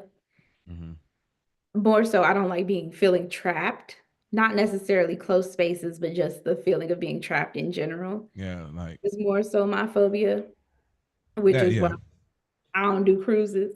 But fair. um that whole scene, like this whole movie, but that was one of the scenes that just it's like anxiety, like it's a constant anxiety. They elevate through this movie. Like they keep elevating the scenarios, and that's why like it really works because the elevator was already a lot.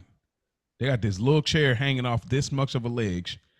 You know what I mean? To get on and just like hold it straight. And then like now we're in the vent, and now well before that we had to get across from here to here, and now he drops down, so those stakes are bigger. Then they built the stakes more because of course we got to go through a vent. We're going to the bottom of the boat. This is not a place where we human bodies should actually be. So we're going through like, man, listen. But Ash, you had something to add to that scene as well, the vent. Yeah, that was definitely claustrophobic. Like when you can't move your shoulders Yeah. freely, like Ooh, ooh. you know what I mean. That right there is too much. Yeah, my anxiety. I was definitely on my Chris Brown anxiety. Yeah, definitely. But Atlanta freaking out, bro. Like you're not even last, right? It's Dylan, you, and Nelson. You're talking about let me out, bro. There's no getting out. And meanwhile, water is rising. Dylan's starting to get choked up in the water, trying to still motivate you and push you. Like, dude, just push Nelson's foot up. Like, we're already in a line. Why are you acting like you can't do this? You're not even last. There's no getting out, bro. You gotta put your hand up there and push Nelson up there, and let's keep it moving. And then, shout out to Robert too, finding a moment to tell Chris. I guess a congratulations is in order. In this moment, y'all going up this shaft and you find time to say, hey, I know you're trying to marry my daughter. And he like, dude, it wasn't even me. She had a hard time trying to tell you, but he wanted to tell you. So I just put that in my notes a little bit. Just he had to find a moment to get that off. But yeah, shout out to Elena for the necklace, the cross. And Connor was able to get that twist going. And luckily it wasn't rotted because I was like, what if the nails were rotted, bro? Mm-hmm. Like that's another thing that's like, oh my God. Mm-hmm. Or you know what I mean? Like she said, if it broke off, like, bro, it's over with. Yeah. Wipe out. I'm gonna keep it a being. Is that is one of the it's unrealistic. Uh, it's a really unrealistic scene. I get it, but it's just unrealistic because in order to get a good twist on a screw that tight, and you got to remember these are drilled tight because this is the bottom of the boat. Your little hand is, and you don't have enough depth. Like you need a screw, even like a screwdriver. You need a good grip. Like you doing this and twisting like that's not gonna happen. Yeah, you I need don't a care. flat head for sure. You need enough leverage on your twist. Like you can't twist this little cross. It's gonna untwist a cage a vent cage on the bottom of the boat that needs to be super secure to keep things from getting in there. So, but it's okay. It didn't bother me like that, but it was just one of the things like, and I'll speak to it later in, the later segment or whatever. But, well, then I got just that. Of course, that scene. I'm with Mia G as well. Like she would probably got kicked in the head, or she probably would have just like, hey, come here, let me talk to you real quick. Hey, let me talk to you real quick, and just you would have got, hey, let me go. Hey, just take a rest right here. Just take the rest right here. You would have got slept out real quick, and you just been left right there before we get to the vent. He said, "Come here real quick." Man, hey, look. The vent rains on baby boy. I'm like, Jody. Now I did have one part. How strong was Robert's elbow? Oh, he's putting everything into it. That's why I was like, that boy. But he was trying to keep from breaking it though. You know what I mean? Because there's a certain way you got to hit without breaking your elbow. Because I was like, really, it's a tough situation because if this was the right side up, you would use your feet. You'd be climbing down, and your feet would have definitely, knocked that cage open. But since it's the other way around, and you can't flip your body in that tight space, so it's like, dang, that was rough. So it's a funny bone that ain't funny. Boy, that's a fact. Because I was like, he's trying to keep it from getting, So, but for me, I got like obviously the next scene where they got the pressurized situation. Here we go. So, so they're in this area. And pretty much they need to get through. I don't know how to classify it. I don't want to call it. It's not a like pipe, a flood tank. Like a flood tank, like an opening area of like water that flows through or whatever. And it's got this big like kind of vault door on it that there's no key, there's no screw, no, flat. There's nothing you could do to like pry this open, and they don't have the equipment if they had to. So the only way to get that door open is to pressurize it. So they decide to let the water in. Now, at this point of the movie, this scene made me really start to reconsider things about my life in real time. It's this scene and the later scene, but so they have to let the water in, and of course, Elena's panicking again. Like, oh, what are we gonna do? Like, bro, ain't no going, we can't do anything. So they finally let the water in, and they gotta wait. And here's the scariest part, y'all. Ooh. How many times have you held your breath and you didn't get a good breath? Mm-hmm. This is the bruh. Listen to me. Like if you know how you trying to get a good bro, you didn't, and now you got to live off the breath. Like you ain't getting that. Hold on, let me try again. Nah, bro, the water's up. It's over. Like y'all know what I'm talking about. When you used to play around in the tub or the pool and you're trying to practice holding your breath. If you don't get a good breath, the cheeks explode and all that, bro, you're dead. Like. Listen to me. Oh my God. It ain't no way. It ain't no way. I don't care how good my breath was. There's just poor baby Connor. Because I'm like, my daughter, oh, we'd have been dead a little minute ago. But like just the mere idea in my mind that we've done this and we're here and we have to hold our breath, and there is a possibility that this thing is broken and this release valve is not going to open, and that's it. And their faces. Because we waited. The water has arisen and this thing didn't instantly open. We gotta wait. Listen. What if it doesn't open? Because that realization kicked in. Their faces under the water when they looking around. It's like, oh shit.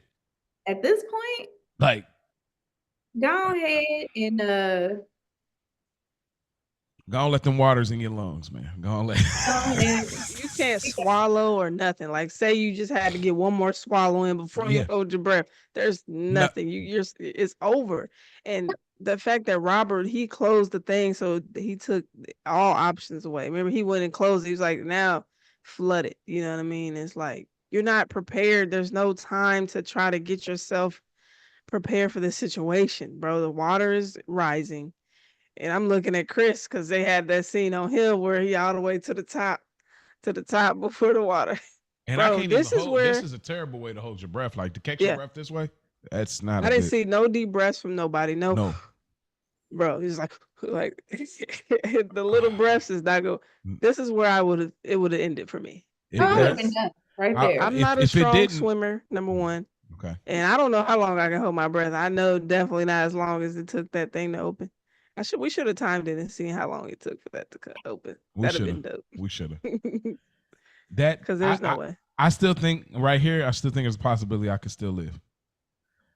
I'm gonna tell you where I couldn't. It's the next one. The next one, nope, This nope. one I'm out. Now, it's for me. It's like there's still a possible. Not where I am today. No, because my lungs, my lungs. That's what made me immediately start to look over some things in my life, and I said, you know what?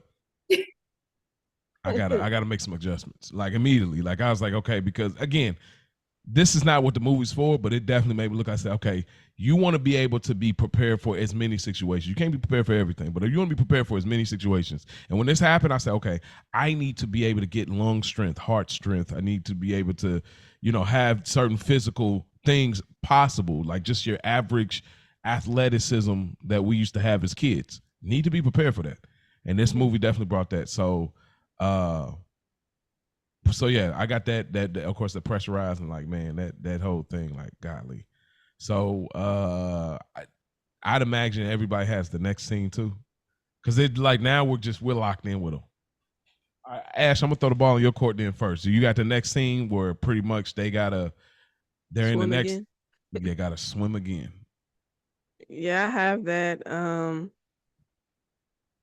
I had in my notes. Hell no, that's too much swimming. Oh man. To get to the next location, like this is diabolical work at its finest, and like there's just no way.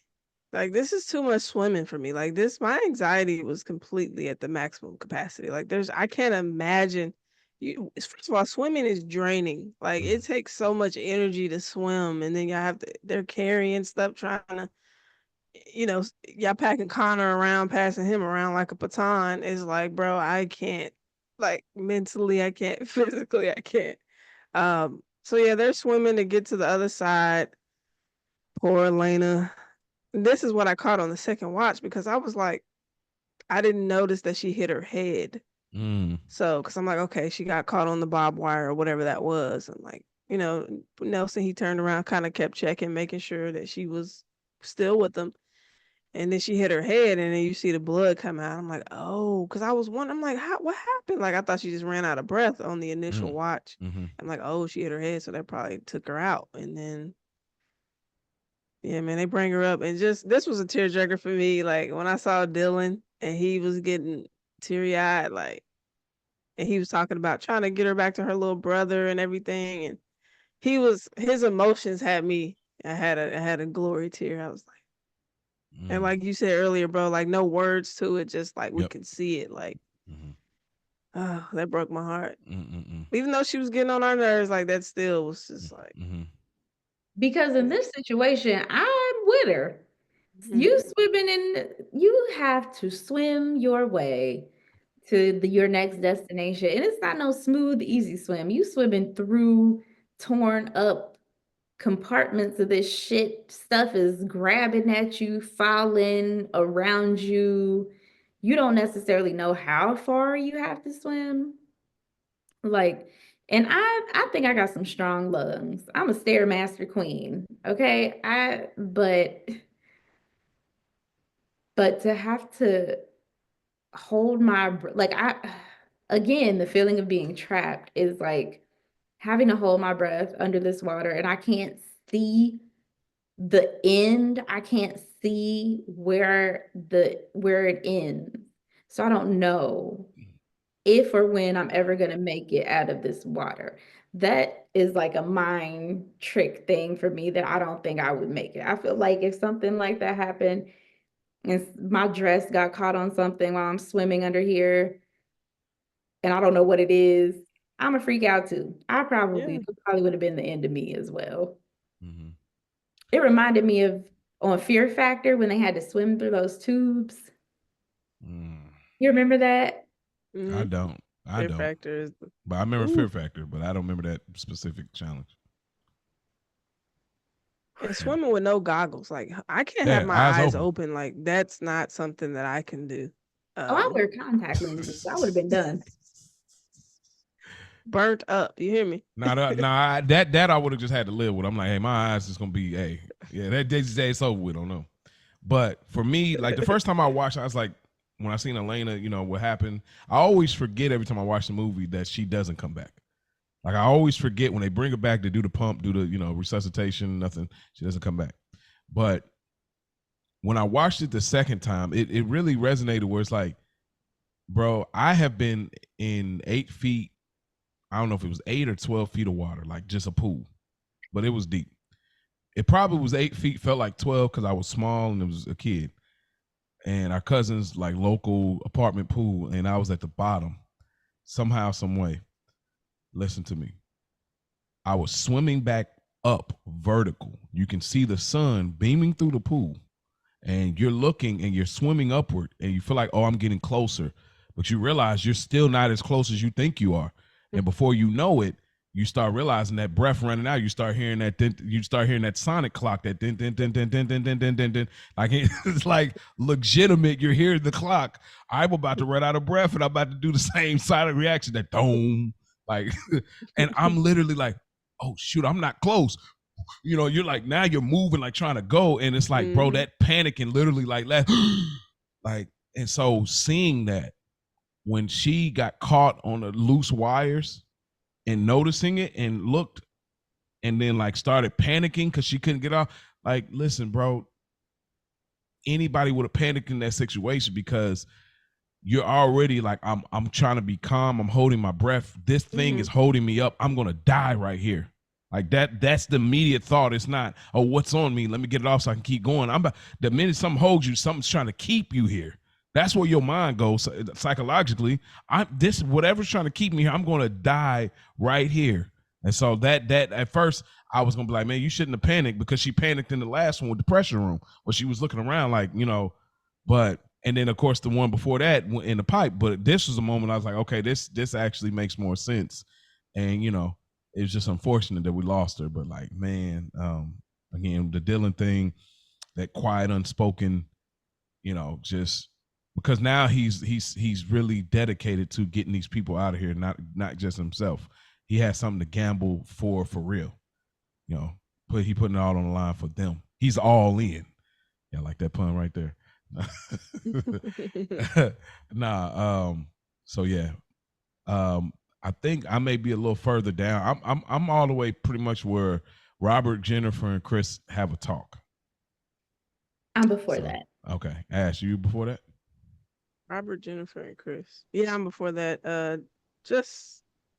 I'm before that, where they're trying to get to the clusters. I think that's what they called it or something. And where Dylan is finally out of ideas, where then Robert steps up because he's like, that's where you at too, man. oh, we'll just swim through. He's like, no, it's too far. And Dylan doesn't have any more answers for the team. And again, we've already lost 2 people now at this point. So it's probably starting to seep into him. Like, this is like, people are still losing their lives. And Robert obviously could see that Dylan was out of ideas. And so he kind of steps up in that leader role and kind of like, hey, let's keep going. And so I just had that little moment where Dylan was just like, I don't know what we gonna do. Again, an unspoken moment, but it's like the face tells it all. So yeah, the way Dylan was just staring at the water at his escape plan, he was just like, "There's no way. This was my plan, and it's flooded." He didn't know. And it's like at the top of the boat. I mean, at the bottom, which is at the top of the boat. So you definitely don't imagine, because the water, they're still beating the water at this point. So you like, there's no way that would happen to happen. Yeah, that was really good. That was really solid. Anything else y'all got before that, the conversation I'm talking about? I do. This is the scene that pissed me off the most about Maggie.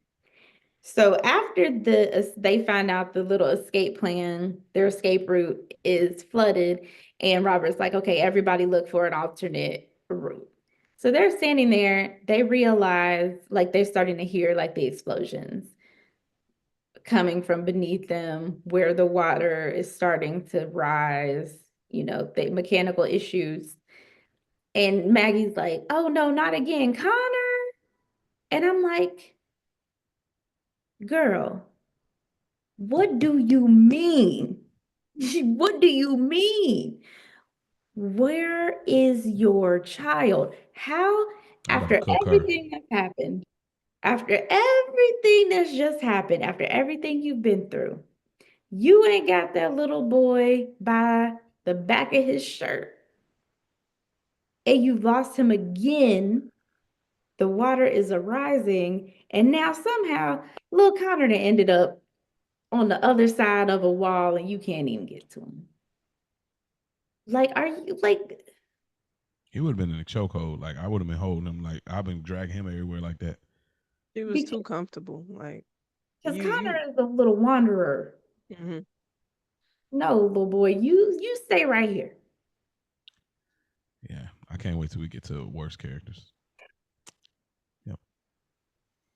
I had that too. Because I on the first watch, I'm like, how did they get separated? Like I was Right, lost. Like right. how It's only were they two not sides to this. together? Yeah, like I was blown. Like I don't understand how he is lost. And Like, so I mean, I saw that the boat was turning and whatever, and then she slipped. But I'm like, he wasn't with her then when she slipped. So where was he? he was Yeah, already gone. They didn't that's what let I'm little saying. Connor go look for his own escape route by himself. And that's what had me hot because I'm like, how is he not even with you? And like, again, shout out to Dylan. If this man ain't Michael Phelps himself, I bet he'll never look at a swimming pool again once he get out of here. Oh man, listen to me. At this point, I'm like, I ain't even look, taking a bath. You hear me? once he saved little Connor, I'm like, at this point, y'all need to go ahead and get to the altar. Ain't no dating. We don't need to date. Like, y'all pretty much need to go ahead and just get Now, I ain't married. marrying Like, your unstable, unfit ass. Get I'm up just out of saying, here. like, We need you, Dylan, because all that obviously time together with, he ain't I'm gonna just like, make it. to think about going back on a first date. Let's get to know each other. Listen Like, to well, me. I'm coming to the table with demands at this. hey man, Hey, my boy listen. won't look at a swimming pool again. Yesterday's price is not today's price. It was fun and cute before the boat was flipping. Now that it's flipped, when we come back to this table, don't play hard to get with me. Right. We got a different conversation happening after all I just did. That's for sure. Oh man. Okay. Anything else y'all wanted to add before we get to the part that I'm talking about? Okay. No. So they figure out that they need to pretty much get the propellers to stop. That's the kind of the last mission of it all. They need to get the propellers to stop, but in order to do it, somebody has to swim super far. Is this what Dylan was referring to before? Where he was like, 150 feet. where he's like, it's too far to swim, or is this was a different plan? Because I couldn't quite remember. I That's feel what like I it was was a wondering. different plan. I don't think Okay. this was his original idea Okay. to get out. Because something exploded, and that's what gave them the idea, right? Okay, so pretty much the father, Robert, Jennifer, and Chris talk, and Chris is pretty much the most qualified because he used to swim in high school. I wish they would have gave us a little bit more than just he swam in high school. But Well, he didn't really. Remember, she was like, there was a moment where Jennifer was like, "You didn't swim in high school." He was like, "I didn't." You didn't remember that part? nah, but was that after he already had, This the was when little he was boy? telling Maggie, "Hey Maggie, give me Connor. I used to swim in high school." Then once they got up to that thing, she was like, "You didn't swim in high school." He was like, "I didn't." Y'all didn't see that No, part? yeah, he just said that because he knew he was the strongest swimmer, and he Yeah. wanted them to give Yeah. Oh, okay. to He was just looking out like, look, you yeah. can't do it, I and the believed him kid though. can I do was it. like, "Oh." I did too. I was like, well, the reason I believe because everybody had kind of their uniqueness. Like I don't know what Maggie's talent was, but I remember when she was checking his leg, and she was Maybe a like, nurse or something. yeah, like that's what I'm saying. So everybody kind of had some like superpower that felt fit for their survival. Um, so they're having a conversation, and pretty much they're going back and forth. And Robert agrees, like, yeah, Chris is the most qualified, but they knew the realization that whoever goes there won't be able to turn back around. Man, listen to me. Whew. Now you talk about tearjerker, bro. Going down there to say you turn back and they're having this discussion and going down there to save your daughter and her future. You know what I mean? Knowing you're not coming back, like you're not a part of her future, bro. Now that get me emotional because to make up in your mind that it's different from those that are waiting in the ballroom and saying, hey, somebody's going to help us. You're waiting around because you don't have the courage to do anything else. You don't know anything else versus this moment, like you're willingly doing this, knowing that I can't think about my fate. I just got to think about what it's going to mean once I do it. I haven't played out that this is the end. And that's really how life works.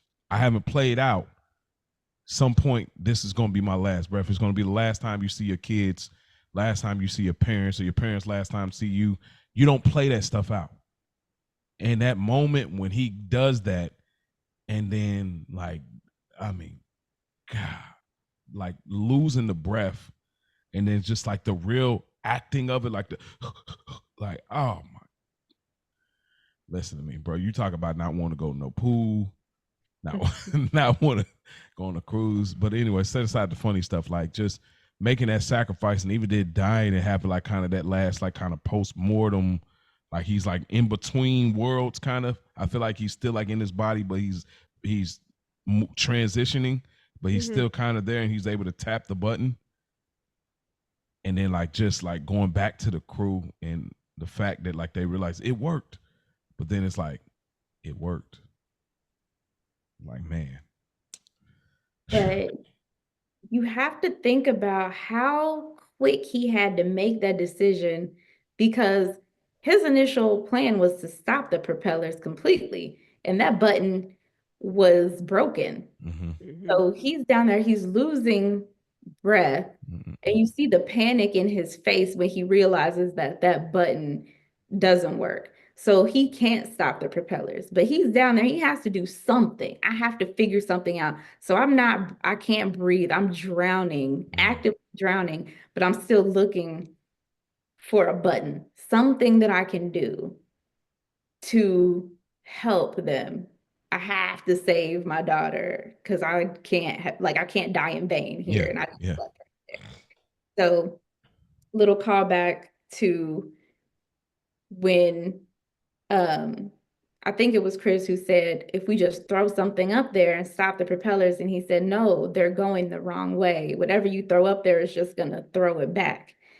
So instead of stopping the propellers, he changed their direction. So now they're blowing air out. It's a suction thing now. Yeah. So they're blowing air out of the ship instead of sucking air in. And now I may not have been able to stop it, but maybe they can jam something in the propellers that'll stop it. And he died just hoping that what he did was enough. But his acting, like the way that final breath, that final push, it was just so real. Like it was like, oh my goodness, because that is a real fear for most drowning. That's a terrifying fate. And to do it on purpose, to save people, you don't get no braver than that. That's bravery on a scale. I feel like I'm more scared of drowning than burning up, to be honest. I am equally scared of both. I'm scared of burning up, but I feel like I burn you, but okay, that's it. My body, that's it. You burned up, you done. You're crisp, it's over. But drowning, it just feel like there's a more elaborate process of the water now enters. I don't know if your lungs explode or your heart explode. I don't know, but it just feels like way more elaborate. You know what I mean? And I'm much more scared of like, what is that? But I mean, maybe you're gone before it all kind of comes together. Anyway, but Ash, I know you wanted to add to that scene as well. Like, Um, yeah, I mean the bravery from Robert. Just you had made a good point, bro, of how whoever it was wasn't gonna make it back. If we gotta go 150 just to get there, there's no way. And he got down there quick. I mean, of course they did the movie magic, but it seemed like he was booking it, to get down there real quick. But once that, like she said, the stop button is already trashed. Like he looking around, the panic is, yeah, that's a fear. Drowning mhm. is a terrible fear, but yeah, I don't. They're equal for me too. Like burning, I don't. I don't Then want to I burn gotta either, man. feel it. But Like I gotta feel the yeah, pain. Like I don't want to get burnt up either. no, Like I feel you. Like ouch. Melody, Like you know what ouch. I'm saying? Like It's you not funny, but just growing up, like you'll skin your knee or something. You just imagine touching it when it's to the white meat. You know what I mean? That alone be like, ooh. So I could imagine just getting burnt completely, Get crispy. away, get criticizing. away, Hey, crispy, crunchy. But crackly. hey, shout out to Kat. But yeah, no, shout out to Robert though. Again, his daughter is looking to the future. She's about to get married, Oh and man, so he did the best he could, and he yeah, knew somebody had to go, yeah. and a way to go out, protecting your seed and doing what you can. So yeah, everything y'all said was spot on. Just I just wish it just would have been adding it. Nelson. I wish it would have been Nelson. First of Yeah. all, first of all, Nelson is from Shots Fired with Sanaa Lathan. Okay, I don't know if y'all ever watched that I show. did watch it, but I don't He remember. was the crooked cop, and I didn't recognize it. I was like, I think his name is Richard in real life too, like Richard Nelson on here, and his real life is Richard. I'm Mm. like, the way he was acting in Shots Fired, bro, shot that black man. Yeah, man, I was like, I can't unsee what I saw. Like uh, you said, like, yeah. Now I yeah. wish it was Nelson though. Like if I had to, So that because would have made sense, but yeah, you gotta have those emotional states. I get, yeah, I Yeah. don't know. They like we can't have Dylan and Robert at the end. You know what I'm saying? Yeah, I get it. Somebody got to be the. Yeah, I wouldn't want. Yeah, yeah, but I mean, I just wish it was Nelson because he He was kind already of. finna off himself anyway. That's what I'm getting at. Like he was already done with life. So if you're done, make one more heroic gesture. I mean, you already kicked dude off, and then you try to go back and help the girl that he helped, and then she didn't make it either. So in my book, two people were lost on your watch, kind of.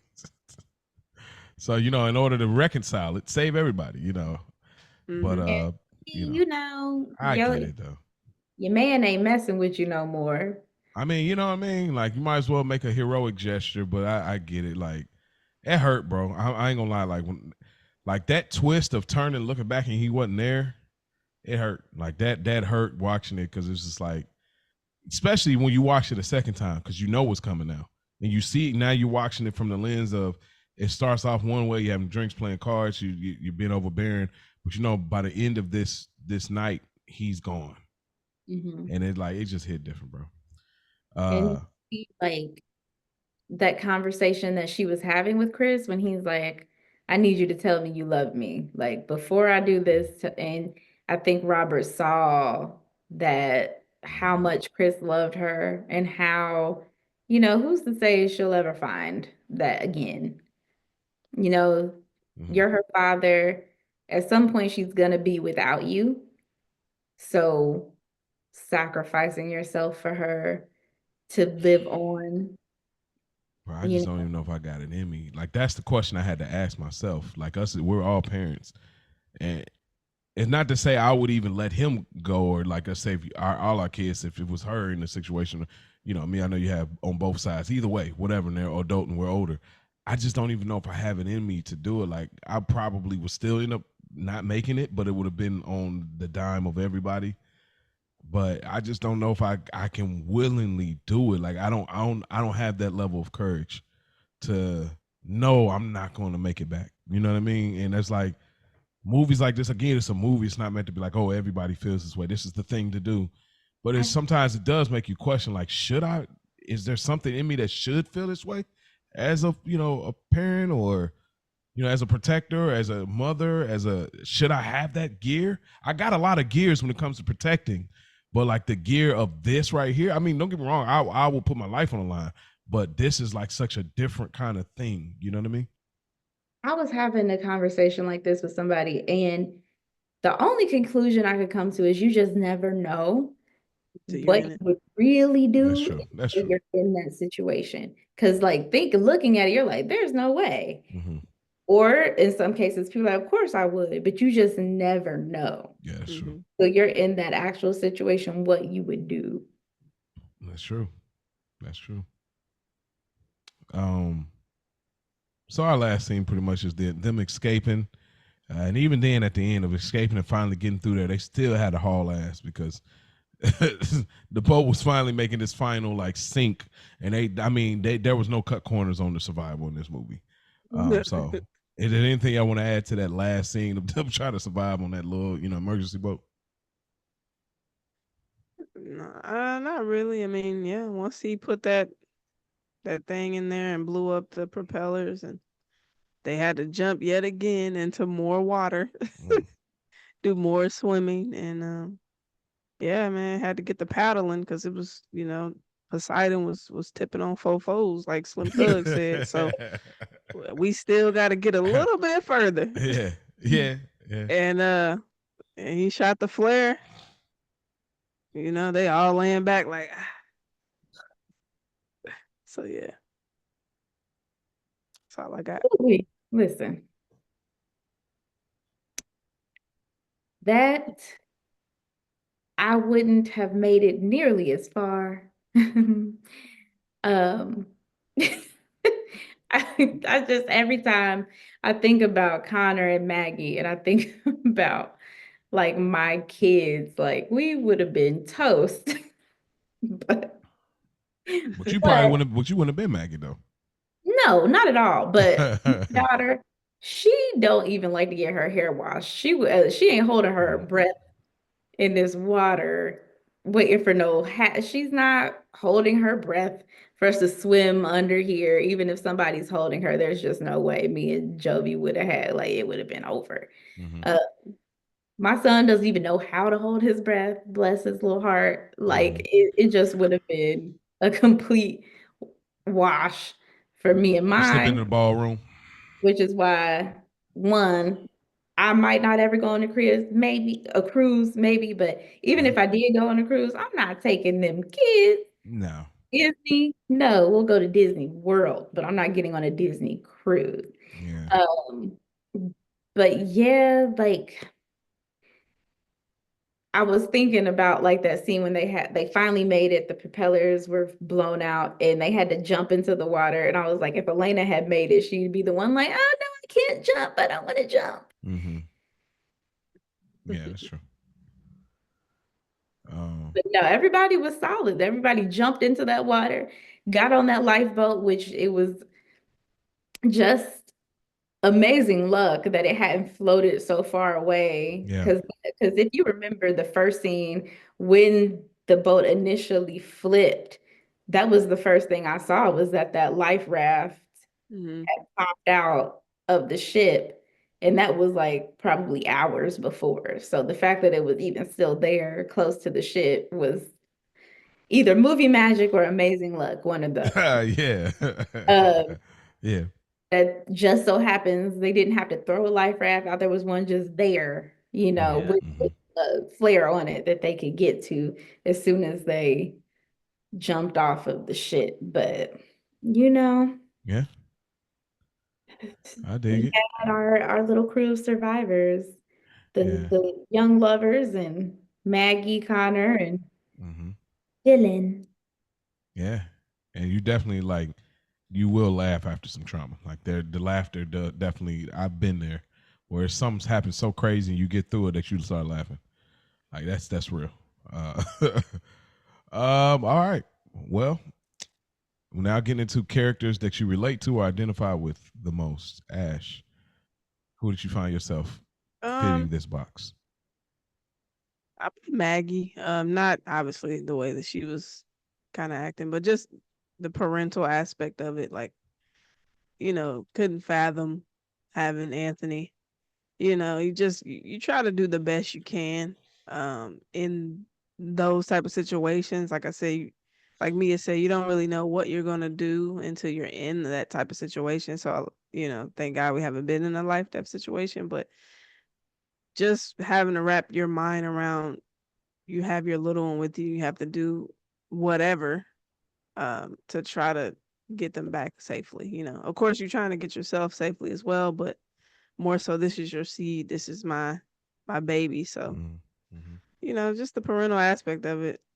Yeah. I mean, you could say Robert too. I mean, she's grown, but still just being a Yeah. parent on Hmm. there within that situation. So, Yeah. Okay. Fair enough. Mia G, what you say?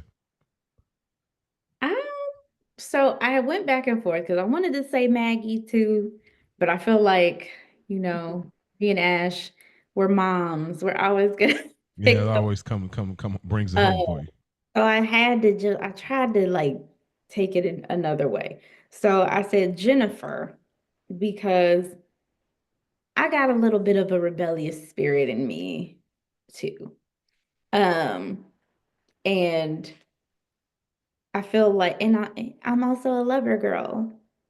How you a lover girl, huh?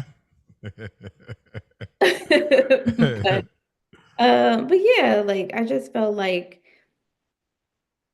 it juxtaposed to like Elena and Maggie. I feel like Jennifer, even in the moments where she was like most distressed, she kept her cool in a way that she was very level-headed. And I also feel like I'm Hmm. pretty level-headed. She just always stood on business. I stand on business. That song is And I just banging. really rock with Jennifer, like how Yeah. she was really, very steadfast in her loyalty to both her dad and Christian, but she wasn't going like I'm going where he go. Mm. Where I go, you go, brother. mhm. Uh, okay. For me, obviously Robert would be a layup, but in this movie, in this sense, I actually going with Dylan. Because when he started off, he wanted to do this on his own, and he figured it was his best chance. But throughout, throughout them needing each other, that was not the case. He figured that out, and there's this thing that kicks in within me that once I know how bad it is, I embrace and stop thinking for the sake of what it should be or what it could be, and I start thinking, okay, this is what it needs to be, and I have this thing where I can snap and turn around and like, okay, I can get to it, and we ain't got time for none of that. Now, I'm not saying I could do the extremes of diving off of stories high into some flaming hot water and gasoline or oil. I'm not saying to that extent, but there's a version of that, and I'm gonna keep using that, a version of that where when I understand immediately that I'm in survival mode, there won't be no like, oh, I'm just waiting on somebody. I'm gonna get up out of here. Like I've been in that scenario a few times. So uh it's definitely Dylan. Favorite song, not really a song in here. We're not gonna bring into that. Things you would change about the movie. I would throw the ball in your court first, Ash. What you got? Um, I was trying to think. It was something you said earlier. I can't remember, but I didn't have anything in my notes. I was like, it was cool for what it was. I kind of accepted the movie as is.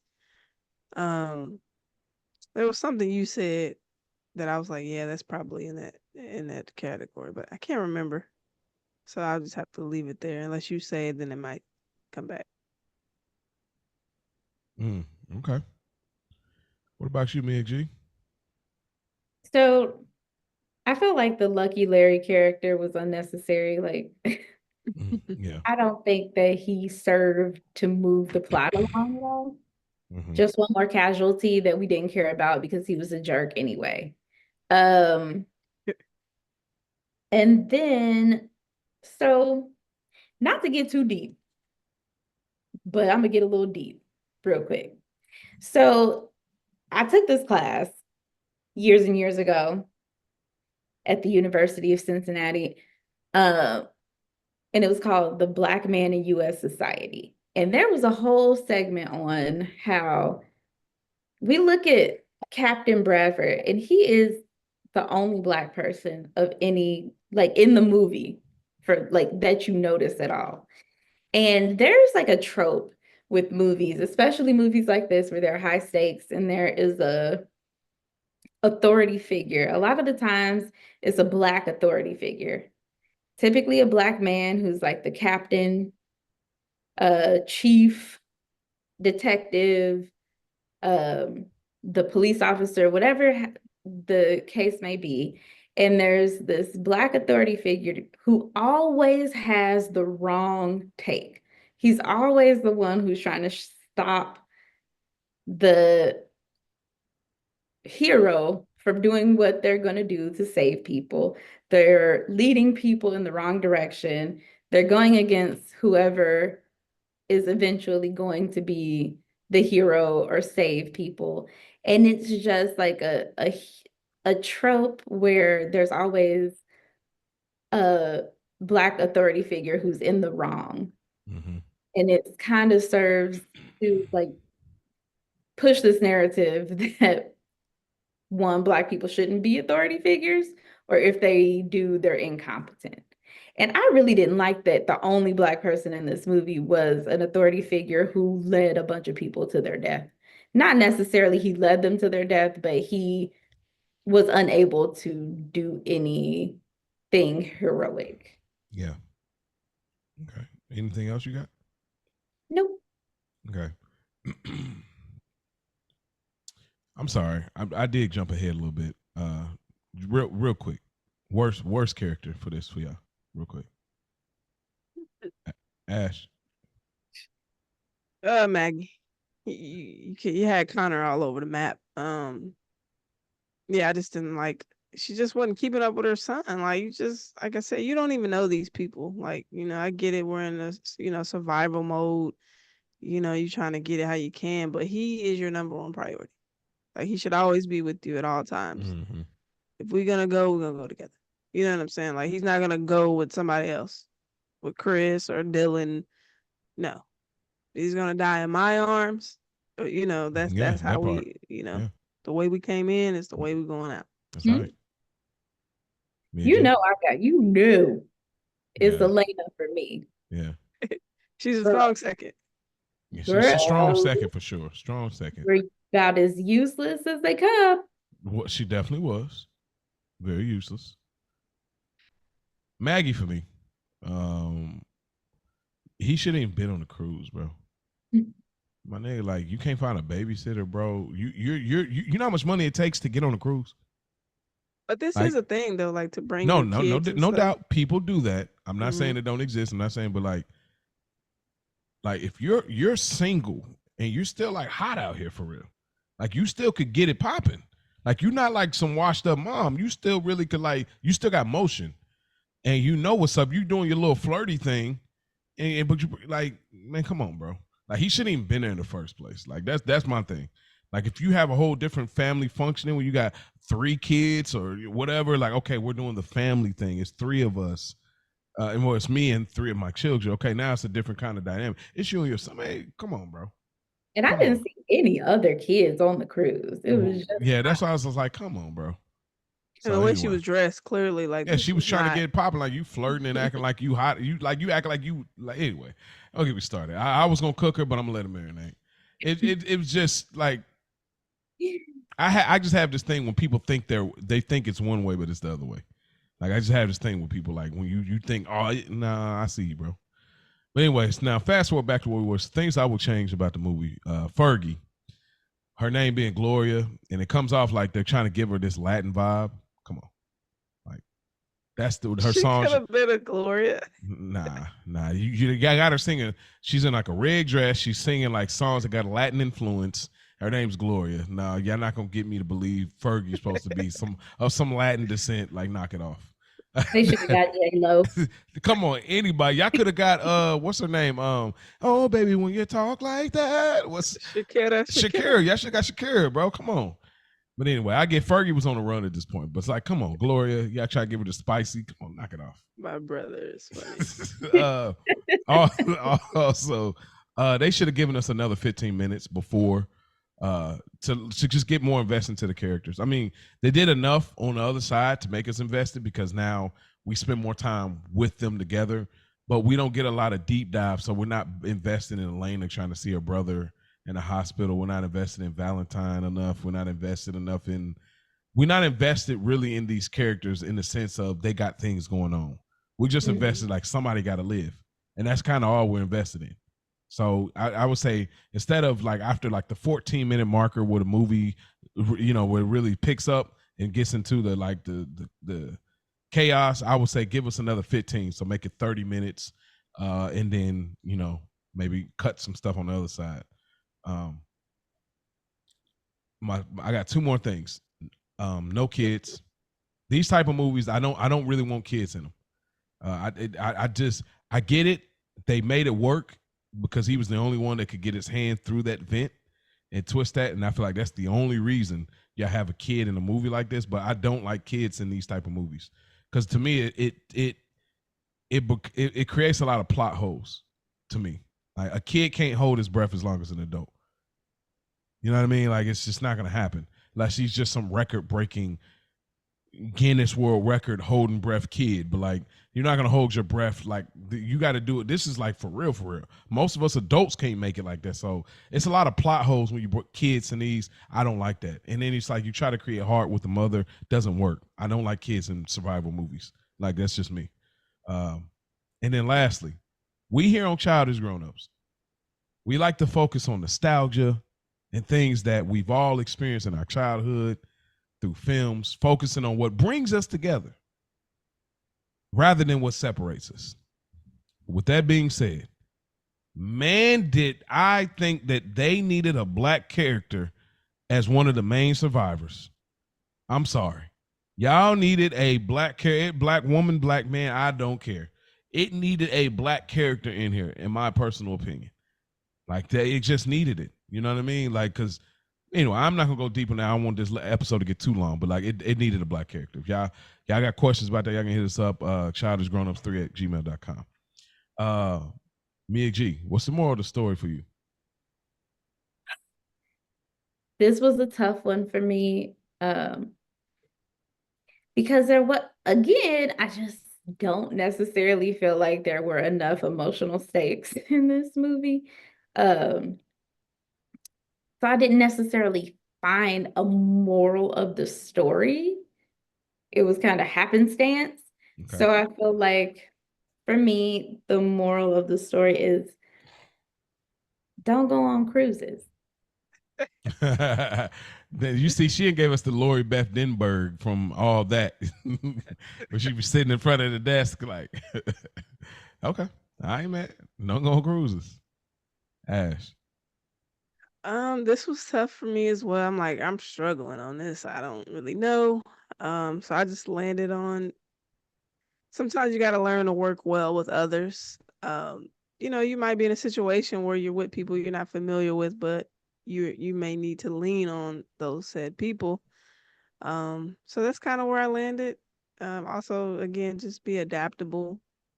Accept that things can happen that are not in our control, and you may have to adjust and shift.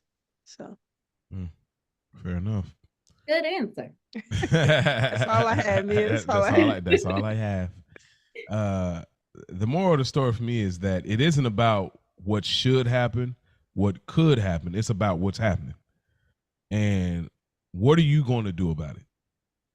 The captain and the others stayed because they believed in what should happen. And that's someone, and that someone should come and save them. But the realization is like you can't depend on man or mankind to come through and save you. It's not how it works. Dylan had the right idea from the gate, and that's why I identify with him, and that's why, to me, he lines up with the moral of the story. This is what's happening.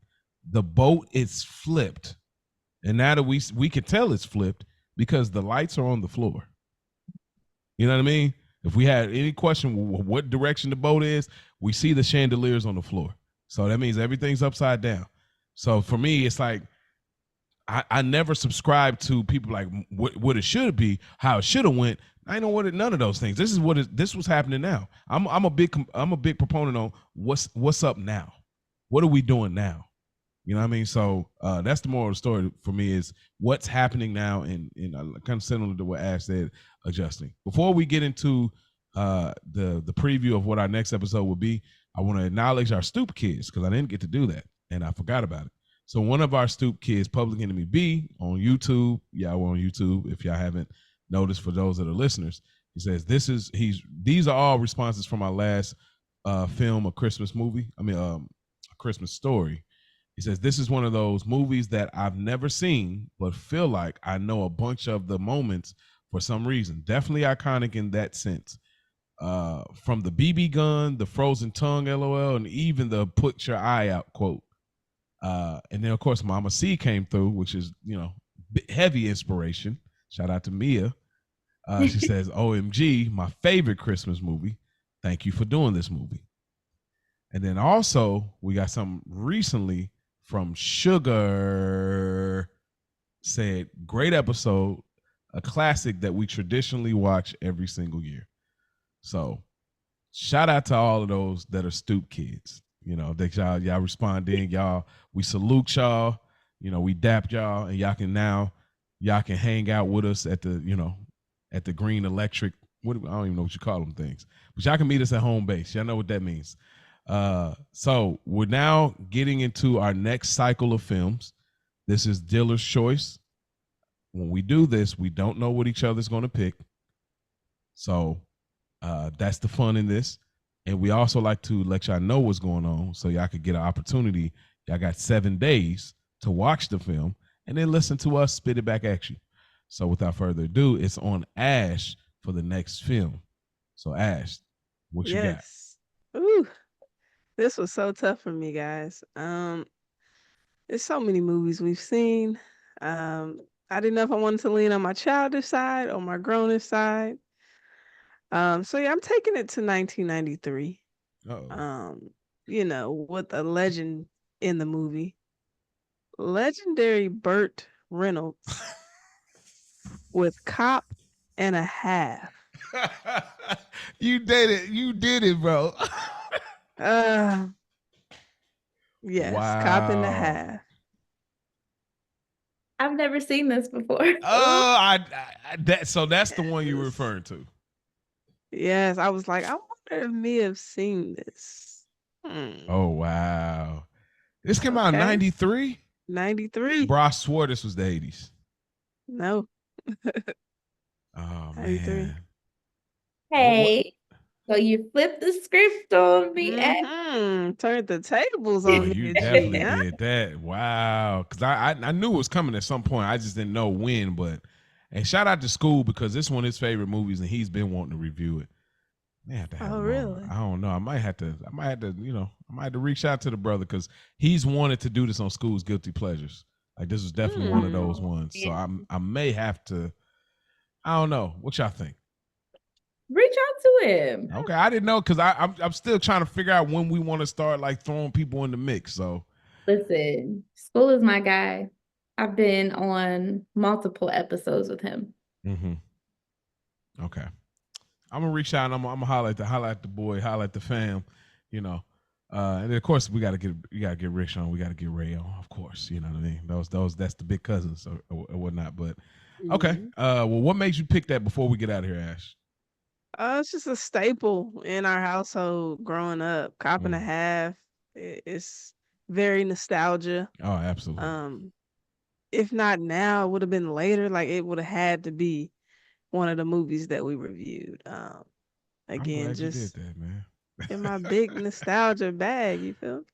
I think you gave me an idea where I think I might go next now. It was tough though, because I was like, I didn't know where I wanted to go. This is Dealer's Choice, so I'm interested. Again, this means you could pick whatever movie. This is the round for January. So Ash, you probably get 2 picks. So you may mess around and get the other one. And of course, Mia, I can't wait to see what Mia goes because we know, she's a horror girl. As she might get dark. It might get dark, but I don't know. This movie gave us enough shadows and all that. So I don't know, but we'll see what me and G takes it. You know what I mean? So, but I'm glad that you picked that movie, Ash. I can't wait. It's been a long time. I know we tried to watch it years ago and then finish. So I'm looking forward to getting into it and bringing all that back. So, man, we thank y'all for tuning in, man. Shout out to all the Stoop Kids, man. If y'all want to reach out to us, Childish Grownups 3@gmail.com. We're on Instagram as well, Childish Grownups. Hey, we'll listen to y'all requests. If y'all say, hey, you know what, would y'all mind reviewing this movie? We'll bring it amongst each other, because what we would like to have is in our rotation, since there's 4 weeks in a month, we all get a choice in 3, and maybe, you never know, it could be one of the Stoop Kids movies that we decide to review. But that's up to y'all to get active and reach out to us. So we thank y'all for tuning in. You know, it's time. It's that time. By the time y'all hearing this, it's New Year's. The balloons is going down. The ball is dropping. It's 1999, and the ball is dropping. It's about to be 2000. Y2K is happening. The end of the world. The end of computers. All that is happening. So, man, we thank y'all truly for tuning in, and we'll see y'all in the new year. Peace out.